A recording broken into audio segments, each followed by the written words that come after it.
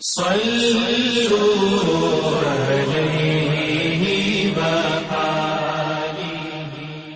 بخاری حدیث نمبر 1۔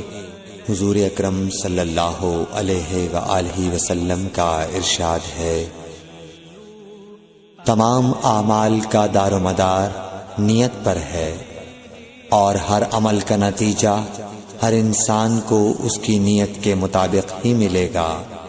پس جس کی ہجرت دولت دنیا حاصل کرنے کے لیے ہو یا کسی عورت سے شادی کی غرض سے ہو، پس اس کی ہجرت انہی چیزوں کے لیے ہوگی جن کے حاصل کرنے کی نیت سے اس نے ہجرت کی۔ صحیح بخاری حدیث نمبر 2۔ حضور اکرم صلی اللہ علیہ وآلہ وسلم نے فرمایا کہ وحی نازل ہوتے وقت کبھی مجھ کو گھنٹی کی سی آواز محسوس ہوتی ہے، اور وحی کی یہ کیفیت مجھ پر بہت شاخ گزرتی ہے۔ جب یہ کیفیت ختم ہوتی ہے تو میرے دل و دماغ پر اس فرشتے کے ذریعے نازل شدہ وحی محفوظ ہو جاتی ہے، اور کسی وقت ایسا ہوتا ہے کہ فرشتہ بشکل انسان میرے پاس آتا ہے اور مجھ سے کلام کرتا ہے، پس میں اس کا کہا ہوا یاد رکھ لیتا ہوں۔ صحیح بخاری حدیث نمبر 3۔ حضرت صلی اللہ علیہ وآلہ وسلم پر وحی کا ابتدائی دور اچھے سچے پاکیزہ خوابوں سے شروع ہوا۔ آپ خواب میں جو کچھ دیکھتے وہ صبح کی روشنی کی طرح صحیح اور سچا ثابت ہوتا۔ پھر من جانب قدرت آپ تنہائی پسند ہو گئے، اور آپ نے غار حرا میں خلوت نشینی اختیار فرمائی، اور کئی دن اور رات وہاں مسلسل عبادت اور یاد الہی و ذکر میں مشغول رہنے لگے۔ جب تک گھر آنے کو دل نہ چاہتا توشہ ہمراہ لیے ہوئے وہاں رہتے۔ توشہ ختم ہونے پر ہی اہلیہ محترمہ حضرت خدیجہ رضی اللہ تعالی عنہا کے پاس تشریف لاتے، اور کچھ توشہ ہمراہ لے کر پھر وہاں جا کر خلوت گزین ہو جاتے۔ یہی طریقہ جاری رہا یہاں تک کہ آپ پر حق منکشف ہو گیا، اور آپ غار حرا ہی میں قیام پذیر تھے کہ اچانک حضرت جبرائیل علیہ السلام آپ کے پاس حاضر ہوئے اور کہنے لگے کہ اے محمد پڑھو۔ آپ فرماتے ہیں کہ میں نے کہا کہ میں پڑھنا نہیں جانتا۔ آپ صلی اللہ علیہ وسلم فرماتے ہیں کہ فرشتے نے مجھے پکڑ کر اتنے زور سے بھینچا کہ میری طاقت جواب دے گئی۔ پھر مجھے چھوڑ کر کہا پڑھو۔ میں نے پھر وہی جواب دیا کہ میں پڑھا ہوا نہیں ہوں۔ اس فرشتے نے مجھ کو نہایت ہی زور سے بھینچا کہ مجھ کو سخت تکلیف محسوس ہوئی۔ پھر اس نے کہا کہ پڑھ۔ میں نے کہا میں پڑھا ہوا نہیں ہوں۔ فرشتے نے تیسری بار مجھ کو پکڑا اور تیسری مرتبہ پھر مجھ کو بھینچا، پھر مجھے چھوڑ دیا اور کہنے لگا کہ پڑھو اپنے رب کے نام کی مدد سے جس نے پیدا کیا اور انسان کو خون کی پھٹکی سے بنایا۔ پڑھو اور آپ کا رب بہت ہی مہربانیاں کرنے والا ہے۔ پس یہی آیتیں آپ حضرت جبرائیل علیہ السلام سے سن کر اس حال میں غار حرا سے واپس ہوئے کہ آپ کا دل اس انوکھے واقعے سے کانپ رہا تھا۔ آپ حضرت خدیجہ کے ہاں تشریف لائے اور فرمایا کہ مجھے کمبل اوڑھا دو، مجھے کمبل اوڑھا دو۔ لوگوں نے آپ کو کمبل اوڑھا دیا۔ جب آپ کا ڈر جاتا رہا تو آپ نے اپنی زوجہ محترمہ حضرت خدیجہ رضی اللہ تعالی عنہا کو تفصیل کے ساتھ یہ واقعہ سنایا، اور فرمانے لگے کہ مجھ کو اب اپنی جان کا خوف ہو گیا ہے۔ آپ کی اہلیہ محترمہ حضرت خدیجہ رضی اللہ تعالی عنہا نے آپ کی ڈھارس بندھائی اور کہا کہ آپ کا خیال صحیح نہیں ہے۔ اللہ کی قسم آپ کو اللہ کبھی رسوا نہیں کرے گا۔ آپ تو اخلاق فاضلہ کے مالک ہیں، آپ تو کنبہ پرور ہیں، بے کسوں کا بوجھ اپنے سر پر رکھتے ہیں، مفلسوں کے لیے آپ کماتے ہیں، مہمان نوازی میں آپ بے مثال ہیں، اور مشکل وقت میں آپ امر حق کا ساتھ دیتے ہیں۔ ایسے اوصاف حسنہ والا انسان یوں بے وقت ذلت و خواری کی موت نہیں پا سکتا۔ پھر مزید تسلی کے لیے حضرت خدیجہ رضی اللہ تعالی عنہا آپ کو ورقہ بن نوفل کے پاس لے گئیں، جو ان کے چچا زاد بھائی تھے اور زمانہ جاہلیت میں نصرانی مذہب اختیار کر چکے تھے اور عبرانی زبان کے کاتب تھے۔ چنانچہ انجیل کو بھی حسب منشاء خداوندی عبرانی زبان میں لکھا کرتے تھے۔ انجیل سریانی زبان میں نازل ہوئی تھی، پھر اس کا ترجمہ عبرانی زبان میں ہوا۔ ورقہ اسی کو لکھتے تھے۔ وہ بہت بوڑھے ہو گئے تھے، یہاں تک کہ ان کی بینائی بھی رخصت ہو چکی تھی۔ حضرت خدیجہ رضی اللہ تعالی عنہا نے ان کے سامنے آپ کے حالات بیان کیے اور کہا کہ اے چچا زاد بھائی، اپنے بھتیجے محمد صلی اللہ علیہ وسلم کی زبانی ذرا ان کی کیفیت سن لیجئے۔ وہ بولے کہ بھتیجے، آپ نے جو کچھ دیکھا ہے اس کی تفصیل سناؤ۔ چنانچہ آپ صلی اللہ علیہ وآلہ وسلم نے از اول تا آخر پورا واقعہ سنایا، جسے سن کر ورقہ بے اختیار ہو کر بول اٹھے کہ یہ تو وہی ناموس معزز رازدان فرشتہ ہے جسے اللہ نے حضرت موسیٰ علیہ السلام پر وحی دے کر بھیجا تھا۔ کاش میں آپ کے اس عہد نبوت کے شروع ہونے پر جواں عمر ہوتا، کاش میں اس وقت تک زندہ رہتا جبکہ آپ کی قوم آپ کو اس شہر سے نکال دے گی۔ رسول کریم صلی اللہ علیہ وآلہ وسلم نے یہ سن کر تعجب سے پوچھا کہ کیا وہ لوگ مجھ کو نکال دیں گے، حالانکہ میں تو ان میں صادق و امین و مقبول ہوں۔ ورقہ بولا، ہاں یہ سب کچھ سچ ہے، مگر جو شخص بھی آپ کی طرح امر حق لے کر آیا لوگ اس کے دشمن ہی ہو گئے ہیں۔ اگر مجھے آپ کی نبوت کا وہ زمانہ مل جائے تو میں آپ کی پوری مدد کروں گا، مگر ورقہ کچھ دنوں کے بعد انتقال کر گئے۔ پھر کچھ عرصے تک وحی کی آمد موقوف رہی۔ صحیح بخاری حدیث نمبر 4۔ حضور اکرم صلی اللہ علیہ وآلہ وسلم نے وحی کے رک جانے کے زمانے کے حالات بیان فرماتے ہوئے کہا کہ ایک روز میں چلا جا رہا تھا کہ اچانک میں نے آسمان کی طرف ایک آواز سنی اور میں نے اپنا سر آسمان کی طرف اٹھایا۔ کیا دیکھتا ہوں کہ وہی فرشتہ جو میرے پاس غار حرا میں آیا تھا وہ آسمان و زمین کے بیچ میں ایک کرسی پر بیٹھا ہوا ہے۔ میں اس سے ڈر گیا اور گھر آنے پر میں نے پھر کمبل اوڑھنے کی خواہش ظاہر کی۔ اس وقت اللہ پاک کی طرف سے یہ آیات نازل ہوئیں، اے لحاف اوڑھ کر لیٹنے والے، اٹھ کھڑا ہو اور لوگوں کو عذاب الہی سے ڈرا اور اپنے رب کی بڑائی بیان کر اور اپنے کپڑوں کو پاک صاف رکھ اور گندگی سے دور رہ۔ اس کے بعد وہی تیزی کے ساتھ پے در پے آنے لگی۔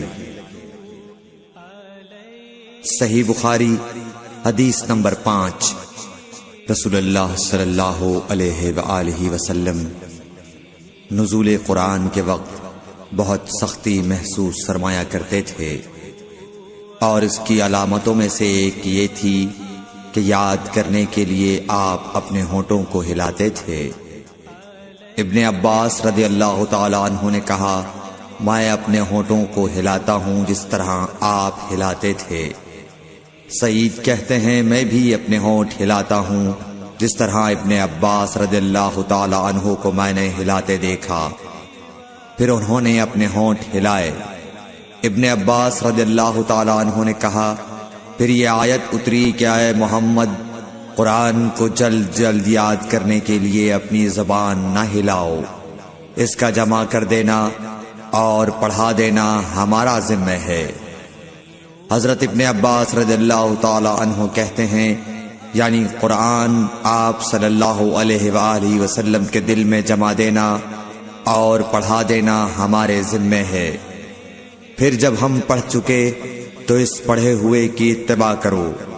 ابن عباس رضی اللہ تعالی عنہ فرماتے ہیں، اس کا مطلب یہ ہے آپ اس کو خاموشی کے ساتھ سنتے رہو، اس کے بعد مطلب سمجھا دینا ہمارے ذمہ ہے۔ پھر یقیناً یہ ہماری ذمہ داری ہے کہ آپ اس کو پڑھو، یعنی اس کو محفوظ کر سکو۔ چنانچہ اس کے بعد جب آپ کے پاس حضرت جبرائیل علیہ السلام وحی لے کر آتے تو آپ توجہ سے سنتے، جب وہ چلے جاتے تو رسول اللہ صلی اللہ علیہ وسلم اس وحی کو اس طرح پڑھتے جس طرح حضرت جبرائیل علیہ السلام نے اسے پڑھا تھا۔ صحیح بخاری حدیث نمبر 6۔ رسول اللہ صلی اللہ علیہ وآلہ وسلم سب لوگوں سے زیادہ جواد سخی تھے، اور رمضان میں دوسرے اوقات کے مقابلے میں جب جبرائیل علیہ السلام آپ صلی اللہ علیہ وآلہ وسلم سے ملتے بہت ہی زیادہ جود و کرم فرماتے۔ جبرائیل علیہ السلام رمضان کی ہر رات میں آپ صلی اللہ علیہ وآلہ وسلم سے ملاقات کرتے اور آپ کے ساتھ قرآن کا دورہ کرتے۔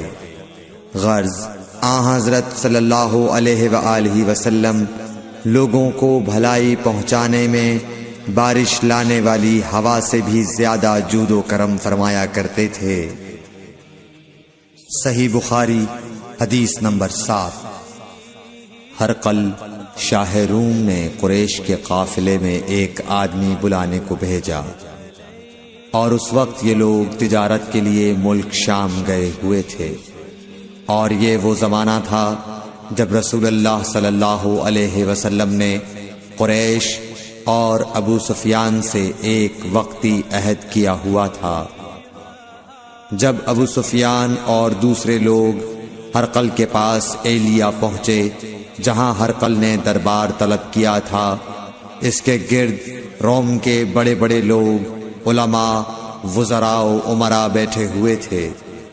ہرقل نے ان کو اور اپنے ترجمان کو بلوایا، پھر ان سے پوچھا کہ تم میں سے کون شخص مدعی رسالت کا زیادہ قریبی عزیز ہے؟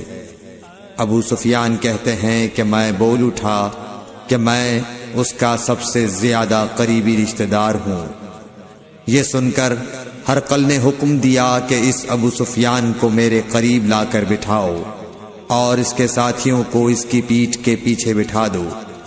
پھر اپنے ترجمان سے کہا کہ ان لوگوں سے کہہ دو کہ میں ابو سفیان سے اس شخص یعنی محمد صلی اللہ علیہ وسلم کے حالات پوچھتا ہوں، اگر یہ مجھ سے کسی بات میں جھوٹ بول دے تو تم اس کا جھوٹ ظاہر کر دینا۔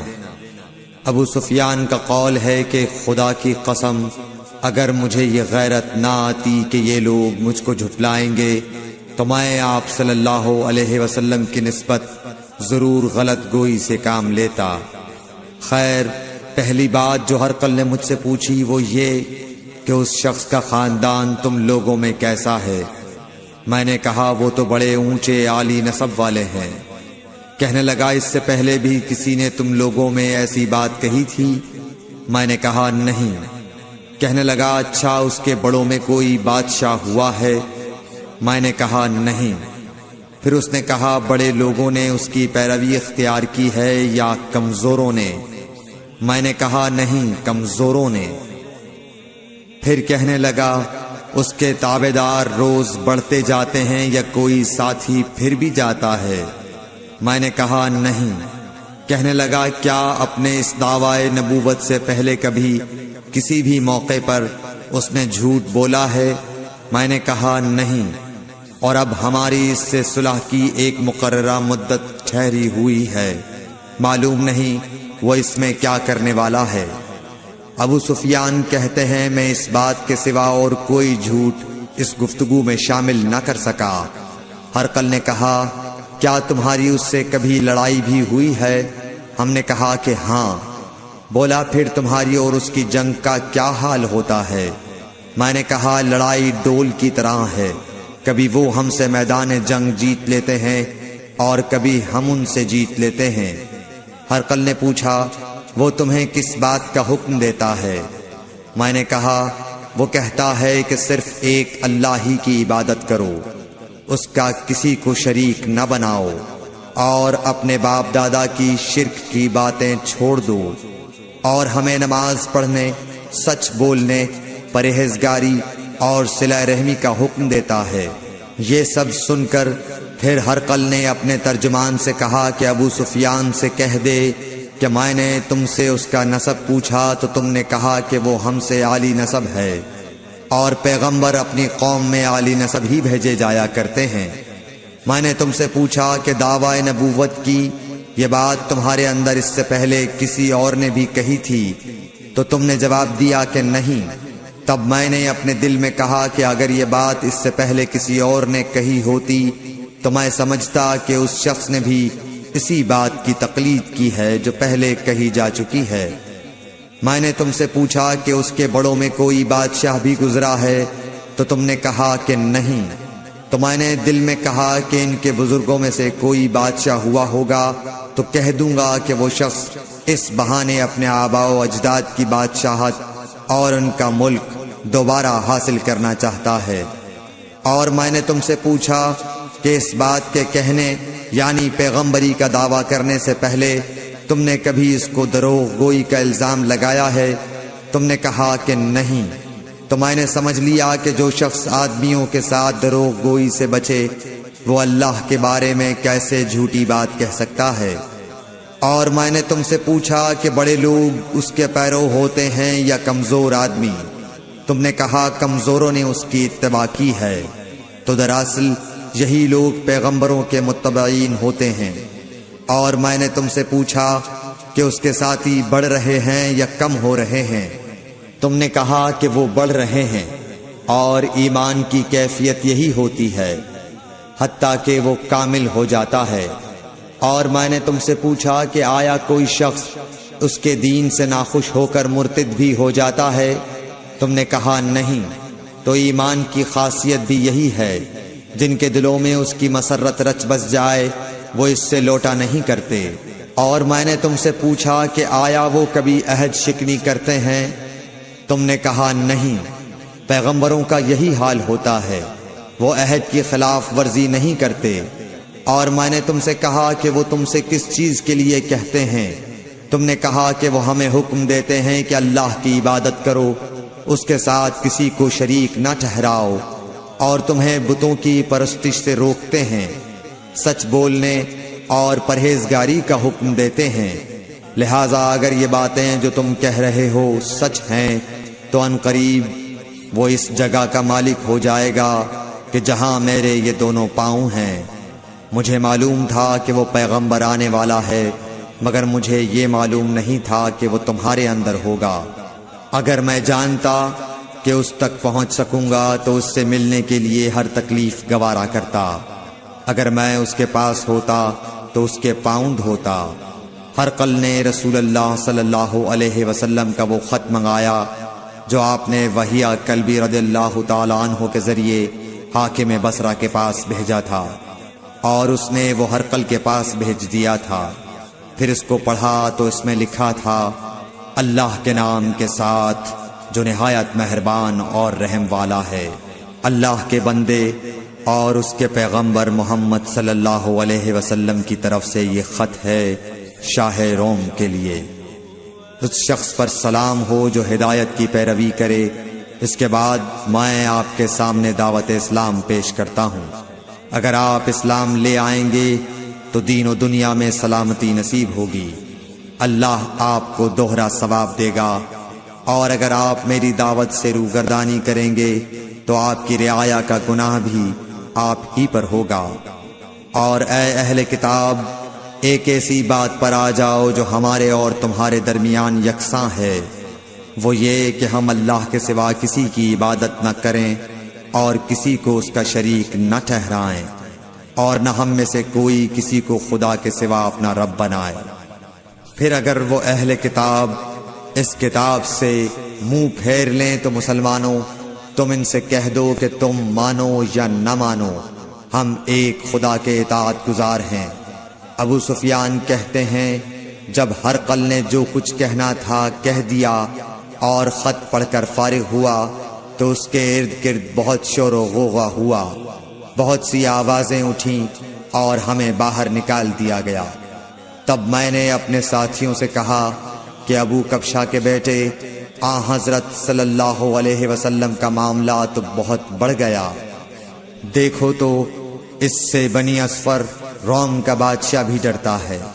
مجھے اس وقت سے اس بات کا یقین ہو گیا کہ حضور صلی اللہ علیہ وسلم ان قریب غالب ہو کر رہیں گے، حتیٰ کہ اللہ نے مجھے مسلمان کر دیا۔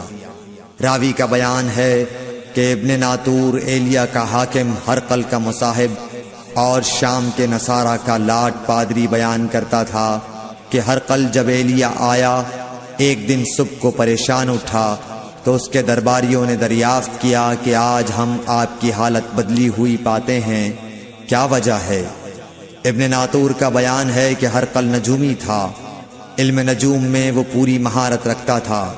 اس نے اپنے ہم نشینوں کو بتایا کہ میں نے آج رات ستاروں پر نظر ڈالی تو دیکھا کہ ختنہ کرنے والوں کا بادشاہ ہمارے ملک پر غالب آ گیا ہے۔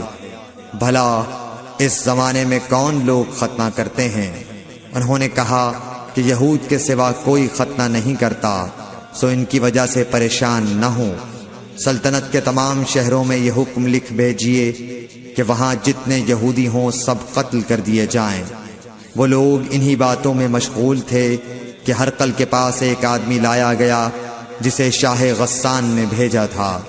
اس نے رسول اللہ صلی اللہ علیہ وسلم کے حالات بیان کیے۔ جب ہرقل نے سارے حالات سن لیے تو کہا کہ جا کر دیکھو وہ ختنہ کیے ہوئے ہے یا نہیں۔ انہوں نے اسے دیکھا تو بتلایا کہ وہ ختنہ کیا ہوا ہے۔ ہرقل نے جب اس شخص سے عرب کے بارے میں پوچھا تو اس نے بتلایا کہ وہ ختنہ کرتے ہیں۔ تب ہرقل نے کہا کہ یہی محمد صلی اللہ علیہ وسلم اس امت کے بادشاہ ہیں جو پیدا ہو چکے ہیں۔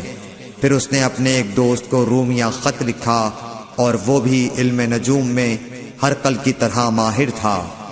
پھر وہاں سے ہرقل حمص چلا گیا، ابھی حمص سے نکلا نہیں تھا کہ اس کے دوست کا خط اس کے جواب میں آ گیا۔ اس کی رائے بھی حضور صلی اللہ علیہ وسلم کے ظہور کے بارے میں ہرقل کے موافق تھی کہ محمد صلی اللہ علیہ وسلم واقعی پیغمبر ہیں۔ اس کے بعد ہرقل نے روم کے بڑے آدمیوں کو اپنے حمص کے محل میں طلب کیا اور اس کے حکم سے محل کے دروازے بند کر لیے گئے۔ پھر وہ اپنے خاص محل سے باہر آیا اور کہا، اے روم والو، کیا ہدایت اور کامیابی میں کچھ حصہ تمہارے لیے بھی ہے؟ اگر تم اپنی سلطنت کی بقا چاہتے ہو تو پھر اس نبی صلی اللہ علیہ وسلم کی بیعت کر لو اور مسلمان ہو جاؤ۔ یہ سننا تھا کہ پھر لوگ وحشی گدھوں کی طرح دروازوں کی طرف دوڑے، مگر انہیں بند پایا۔ آخر جب ہرقل نے اس بات سے ان کی یہ نفرت دیکھی اور ان کے ایمان لانے سے مایوس ہو گیا تو کہنے لگا کہ ان لوگوں کو میرے پاس لاؤ۔ جب وہ دوبارہ آئے تو اس نے کہا، میں نے جو بات کہی تھی اس سے تمہاری دینی پختگی کی آزمائش مقصود تھی، سو وہ میں نے دیکھ لی۔ تب یہ بات سن کر وہ سب کے سب اس کے سامنے سجدے میں گر پڑے اور اس سے خوش ہو گئے۔ بالآخر ہرقل کی آخری حالت یہی رہی۔ صحیح بخاری حدیث نمبر 8۔ رسول اللہ صلی اللہ علیہ وسلم نے فرمایا، اسلام کی بنیاد 5 چیزوں پر قائم کی گئی ہے۔ اول گواہی دینا کہ اللہ کے سوا کوئی معبود نہیں اور بے شک حضرت محمد صلی اللہ علیہ وسلم اللہ کے سچے رسول ہیں، اور نماز قائم کرنا اور زکوٰۃ ادا کرنا اور حج کرنا اور رمضان کے روزے رکھنا۔ صحیح بخاری حدیث نمبر 9۔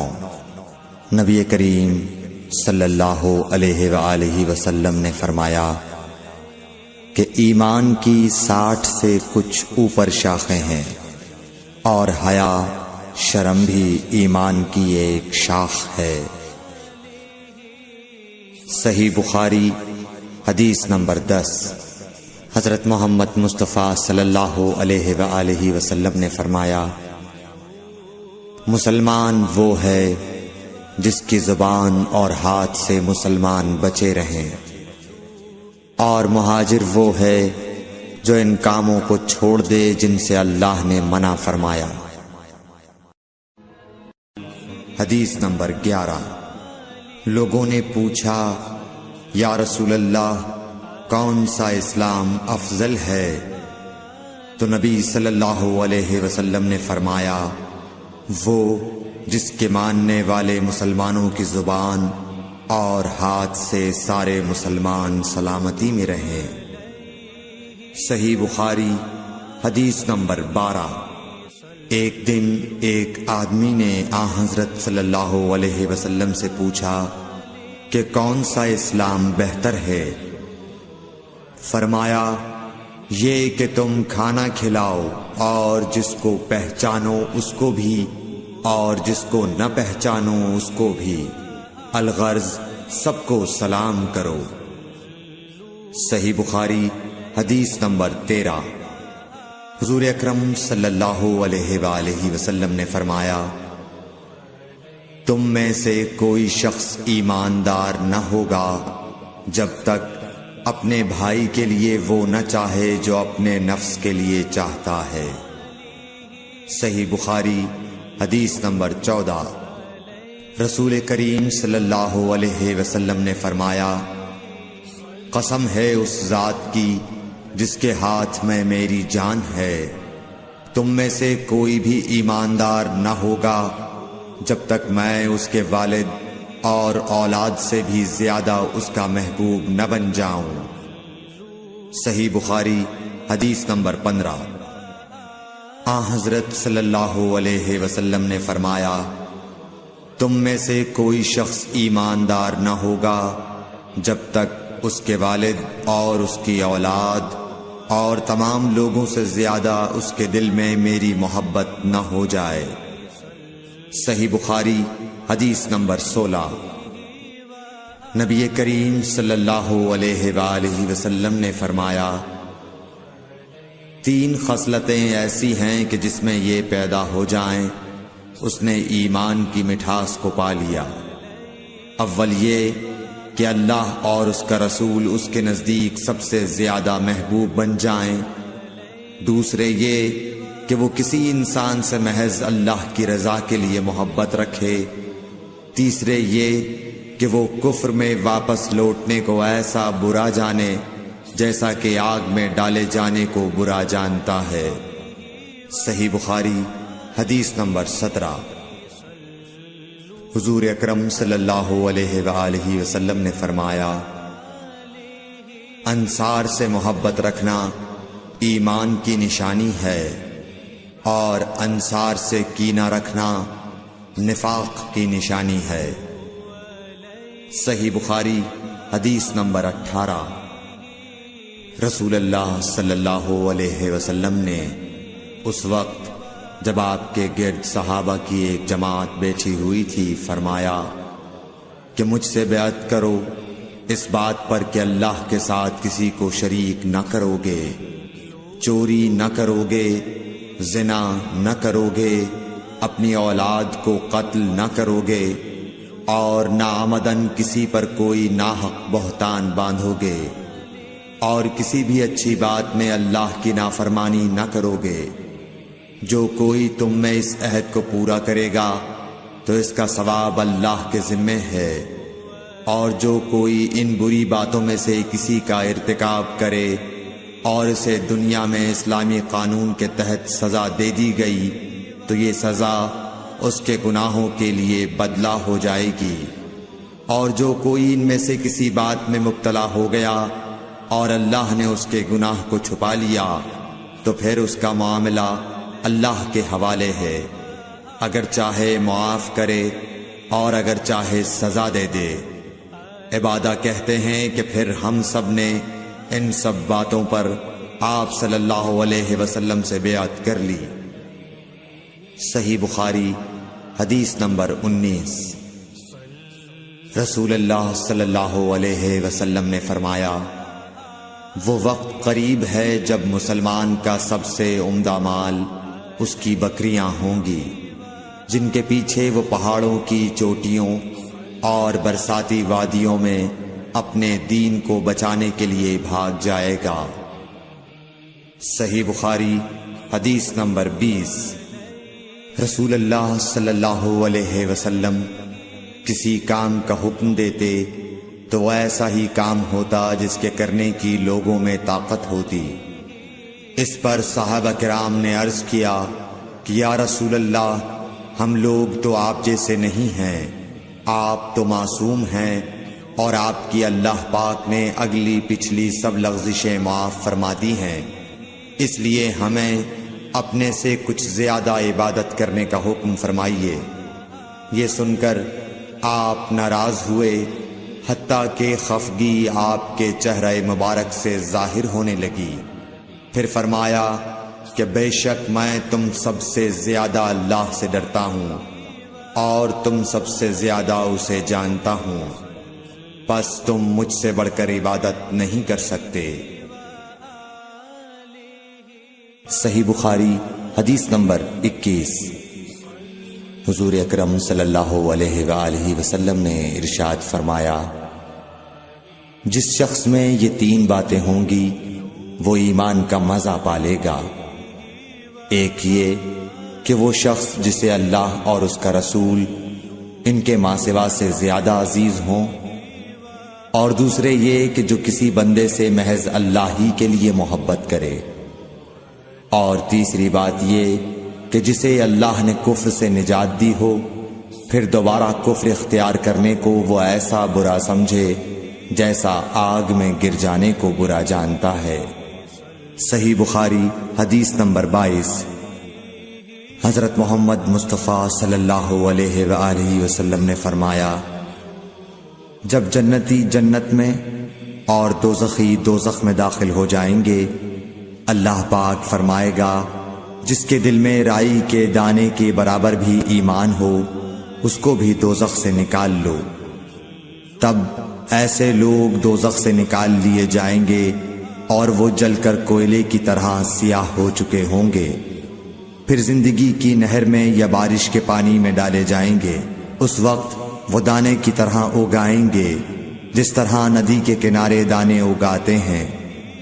کیا تم نے نہیں دیکھا کہ دانہ زردی مائل پیچ در پیچ نکلتا ہے؟ صحیح بخاری حدیث نمبر 23۔ حضور اکرم صلی اللہ علیہ وآلہ وسلم نے فرمایا، میں ایک وقت سو رہا تھا، میں نے خواب میں دیکھا کہ لوگ میرے سامنے پیش کیے جا رہے ہیں اور وہ کرتے پہنے ہوئے ہیں، کسی کا کرتا سینے تک ہے اور کسی کا اس سے نیچا ہے۔ پھر میرے سامنے عمر بن خطاب لائے گئے، ان کے بدن پر جو کرتا تھا اسے وہ گھسیٹ رہے تھے، یعنی ان کا کرتا زمین تک نیچا تھا۔ صحابہ رضی اللہ تعالی عنہ نے پوچھا کہ یا رسول اللہ، اس کی کیا تعبیر ہے؟ آپ نے فرمایا کہ اس سے دین مراد ہے۔ صحیح بخاری حدیث نمبر 24۔ ایک مرتبہ رسول کریم صلی اللہ علیہ وسلم ایک انصاری شخص کے پاس سے گزرے، اس حال میں کہ وہ اپنے ایک بھائی سے کہہ رہے تھے کہ تم اتنی شرم کیوں کرتے ہو؟ آپ نے اس انصاری سے فرمایا کہ اس کو اس کے حال پر رہنے دو، کیونکہ حیا بھی ایمان ہی کا ایک حصہ ہے۔ صحیح بخاری حدیث نمبر 25۔ رسول اللہ صلی اللہ علیہ وسلم نے فرمایا، مجھے اللہ کی طرف سے حکم دیا گیا ہے کہ لوگوں سے جنگ کروں اس وقت تک کہ وہ اس بات کا اقرار کر لیں کہ اللہ کے سوا کوئی معبود نہیں ہے، اور یہ کہ محمد صلی اللہ علیہ وسلم اللہ کے سچے رسول ہیں، اور نماز ادا کرنے لگیں اور زکوٰۃ دیں۔ جس وقت وہ یہ کرنے لگیں گے تو مجھ سے اپنے جان و مال کو محفوظ کر لیں گے، سوائے اسلام کے حق کے۔ رہا ان کے دل کا حال تو ان کا حساب اللہ کے ذمے ہے۔ صحیح بخاری حدیث نمبر 26۔ رسول اللہ صلی اللہ علیہ وسلم سے دریافت کیا گیا کہ کون سا عمل سب سے افضل ہے؟ فرمایا اللہ اور اس کے رسول پر ایمان لانا۔ کہا گیا اس کے بعد کون سا؟ آپ نے فرمایا کہ اللہ کی راہ میں جہاد کرنا۔ کہا گیا پھر کیا ہے؟ آپ نے فرمایا حج مبرور۔ صحیح بخاری حدیث نمبر 27۔ رسول اللہ صلی اللہ علیہ وسلم نے چند لوگوں کو کچھ عطیہ دیا اور سعد وہاں موجود تھے۔ وہ کہتے ہیں کہ رسول اللہ صلی اللہ علیہ وسلم نے ان میں سے ایک شخص کو کچھ نہ دیا، حالانکہ وہ ان میں مجھے سب سے زیادہ پسند تھا۔ میں نے کہا حضور آپ نے فلاں کو کچھ نہ دیا، میں اسے مومن گمان کرتا ہوں۔ آپ نے فرمایا مومن یا مسلمان؟ میں تھوڑی دیر چپ رہ کر پھر پہلی بات دہرانے لگا۔ حضور صلی اللہ علیہ وسلم نے بھی دوبارہ وہی جواب دیا۔ پھر آپ نے فرمایا کہ اے سعد، باوجود یہ کہ ایک شخص مجھے زیادہ عزیز ہے، پھر بھی میں اسے نظر انداز کر کے کسی اور دوسرے کو اس خوف کی وجہ سے یہ مال دیتا ہوں کہ وہ اپنی کمزوری کی وجہ سے اسلام سے پھر جائے اور اللہ اسے آگ میں اوندھا ڈال دے۔ صحیح بخاری حدیث نمبر 28۔ ایک آدمی نے رسول اللہ صلی اللہ علیہ وسلم سے پوچھا کون سا اسلام بہتر ہے؟ آپ صلی اللہ علیہ وسلم نے فرمایا کہ تو کھانا کھلائے اور ہر شخص کو سلام کرے، خواہ اس کو تو جانتا ہو یا نہ جانتا ہو۔ صحیح بخاری حدیث نمبر 29۔ حضرت صلی اللہ علیہ وسلم نے فرمایا مجھے دوزخ دکھلائی گئی تو اس میں زیادہ تر عورتیں تھیں جو کفر کرتی ہیں۔ کہا گیا حضور کیا وہ اللہ کے ساتھ کفر کرتی ہیں؟ آپ صلی اللہ علیہ وسلم نے فرمایا کہ خاوند کی ناشکری کرتی ہیں اور احسان کی ناشکری کرتی ہیں۔ اگر تم عمر بھر ان میں سے کسی کے ساتھ احسان کرتے رہو، پھر تمہاری طرف سے کبھی کوئی ان کے خیال میں ناگواری کی بات ہو جائے تو فوراً کہہ اٹھے گی کہ میں نے کبھی بھی تجھ سے کوئی بھلائی نہیں دیکھی۔ صحیح بخاری حدیث نمبر 30۔ حضرت صلی اللہ علیہ وآلہ وسلم فرماتے تھے جب دو مسلمان اپنی اپنی تلواریں لے کر بھڑ جائیں تو قاتل اور مقتول دونوں دوزخی ہیں۔ عرض کیا گیا یا رسول اللہ قاتل تو خیر ضرور دوزخی ہونا چاہیے، مقتول کیوں؟ فرمایا وہ بھی اپنے ساتھی کو مار ڈالنے کی حرص رکھتا تھا، موقع پاتا تو وہ اسے ضرور قتل کر دیتا، دل کے عزم سمین پر وہ دوزخی ہوا۔ صحیح بخاری حدیث نمبر 31۔ ابو ذر ایک جوڑا پہنے ہوئے تھے اور ان کا غلام بھی جوڑا پہنے ہوئے تھا۔ سبب دریافت کیا گیا تو کہنے لگے کہ میں نے ایک شخص یعنی غلام کو برا بھلا کہا تھا اور اس کی ماں کی غیرت دلائی یعنی گالی دی، تو رسول اللہ صلی اللہ علیہ وسلم نے یہ معلوم کر کے مجھ سے فرمایا اے ابو ذر تو نے اسے ماں کے نام سے غیرت دلائی ہے، بے شک تجھ میں ابھی کچھ زمانہ جاہلیت کا اثر باقی ہے، یاد رکھو ماتحت لوگ تمہارے بھائی ہیں، اللہ نے اپنی کسی مصلحت کی بنا پر انہیں تمہارے قبضے میں دے رکھا ہے، تو جس کے ماتحت اس کا کوئی بھائی ہو تو اس کو بھی وہی کھلائے جو آپ کھاتا ہے، اور وہ کپڑا اسے پہنائے جو آپ پہنتا ہے، اور ان کو اتنے کام کی تکلیف نہ دو کہ ان کے لیے مشکل ہو جائے، اور اگر کوئی سخت کام ڈالو تو تم خود بھی ان کی مدد کرو۔ صحیح بخاری حدیث نمبر 32۔ جب سورہ انعام کی یہ آیت اتری، جو لوگ ایمان لائے اور انہوں نے اپنے ایمان میں گناہوں کی آمیزش نہیں کی، تو آپ صلی اللہ علیہ وسلم کے اصحاب نے کہا، یا رسول اللہ، یہ تو بہت ہی مشکل ہے، ہم میں کون ایسا ہے جس نے گناہ نہیں کیا؟ تب اللہ پاک نے سورہ لقمان کی یہ آیت اتاری کہ بے شک شرک بڑا ظلم ہے۔ صحیح بخاری حدیث نمبر 33۔ رسول اللہ صلی اللہ علیہ وآلہ وسلم نے فرمایا، منافق کی علامتیں 3 ہیں: جب بات کرے جھوٹ بولے، جب وعدہ کرے اس کے خلاف کرے، اور جب اس کو امین بنایا جائے تو خیانت کرے۔ صحیح بخاری حدیث نمبر 34۔ رسول اللہ صلی اللہ علیہ وسلم نے فرمایا کہ 4 عادتیں جس کسی میں ہوں تو وہ خالص منافق ہے، اور جس کسی میں ان 4 میں سے ایک عادت ہو تو وہ بھی نفاق ہی ہے جب تک اسے نہ چھوڑ دے۔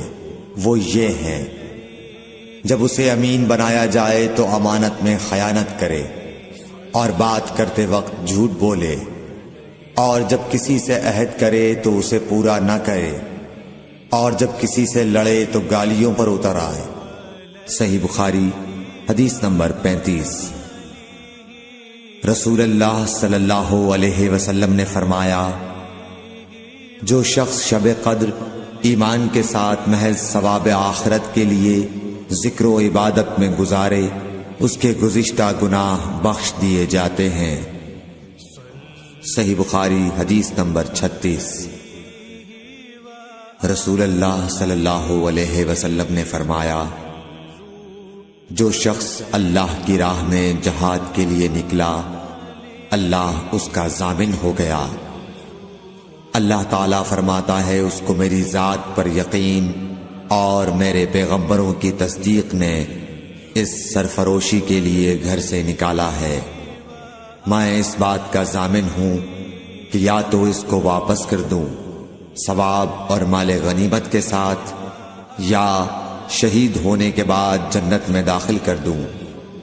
رسول اللہ صلی اللہ علیہ وسلم نے فرمایا، اور اگر میں اپنی امت پر اس کام کو دشوار نہ سمجھتا تو لشکر کا ساتھ نہ چھوڑتا، اور میری خواہش ہے کہ اللہ کی راہ میں مارا جاؤں، پھر زندہ کیا جاؤں، پھر مارا جاؤں، پھر زندہ کیا جاؤں، پھر مارا جاؤں۔ صحیح بخاری حدیث نمبر 37۔ حضرت صلی اللہ علیہ وسلم نے فرمایا، جو کوئی رمضان میں راتوں کو ایمان رکھ کر اور ثواب کے لیے عبادت کرے، اس کے اگلے گناہ بخش دیے جاتے ہیں۔ صحیح بخاری حدیث نمبر 38۔ حضرت صلی اللہ علیہ وسلم نے فرمایا، جس نے رمضان کے روزے ایمان اور خالص نیت کے ساتھ رکھے، اس کے پچھلے گناہ بخش دیے گئے۔ صحیح بخاری حدیث نمبر 39۔ حضرت صلی اللہ علیہ وسلم نے فرمایا، بے شک دین آسان ہے، اور جو شخص دین میں سختی اختیار کرے گا تو دین اس پر غالب آ جائے گا، اور اس کی سختی نہ چل سکے گی۔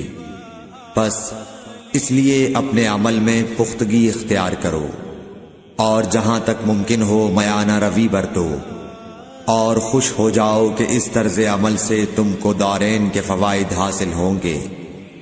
اور صبح اور دوپہر اور شام اور کسی قدر رات میں عبادت سے مدد حاصل کرو۔ نماز 5 وقتہ بھی مراد ہو سکتی ہے کہ پابندی سے ادا کرو۔ صحیح بخاری حدیث نمبر 40۔ رسول اللہ صلی اللہ علیہ وسلم جب مدینہ تشریف لائے تو پہلے اپنی نانہال اترے جو انصار تھے، اور وہاں آپ نے 16 یا 17 ماہ بیت المقدس کی طرف منہ کر کے نماز پڑھی، اور آپ کی خواہش تھی کہ آپ کا قبلہ بیت اللہ کی طرف ہو۔ جب بیت اللہ کی طرف نماز پڑھنے کا حکم ہو گیا تو سب سے پہلی نماز جو آپ نے بیت اللہ کی طرف پڑھی عصر کی نماز تھی۔ وہاں آپ صلی اللہ علیہ وسلم کے ساتھ لوگوں نے بھی نماز پڑھی۔ پھر آپ کے ساتھ نماز پڑھنے والوں سے ایک آدمی نکلا اور اس کا مسجد بنی حارثہ کی طرف گزر ہوا تو وہ لوگ رکوع میں تھے۔ وہ بولا کہ میں اللہ کی گواہی دیتا ہوں کہ میں نے رسول اللہ صلی اللہ علیہ وسلم کے ساتھ مکے کی طرف منہ کر کے نماز پڑھی ہے۔ یہ سن کر وہ لوگ اسی حال میں بیت اللہ کی طرف گھوم گئے، اور جب رسول اللہ صلی اللہ علیہ وسلم بیت المقدس کی طرف منہ کر کے نماز پڑھا کرتے تھے، یہودی اور عیسائی خوش ہوتے تھے، مگر جب آپ نے بیت اللہ کی طرف منہ پھیر لیا تو انہیں یہ امر ناگوار ہوا۔ زہیر ایک راوی کہتے ہیں کہ ہم سے ابو اسحاق نے برا سے یہ حدیث بھی نقل کی ہے کہ قبلہ کی تبدیلی سے پہلے کچھ مسلمان انتقال کر چکے تھے، تو ہمیں یہ معلوم نہ ہو سکا کہ ان کی نمازوں کے بارے میں کیا کہیں۔ تب اللہ نے یہ آیت نازل کی، وَمَا كَانَ اللَّهُ لِيُضِيعَ إِيمَانَكُمْ، سورہ بقرہ آیت نمبر 143۔ صحیح بخاری حدیث نمبر 41۔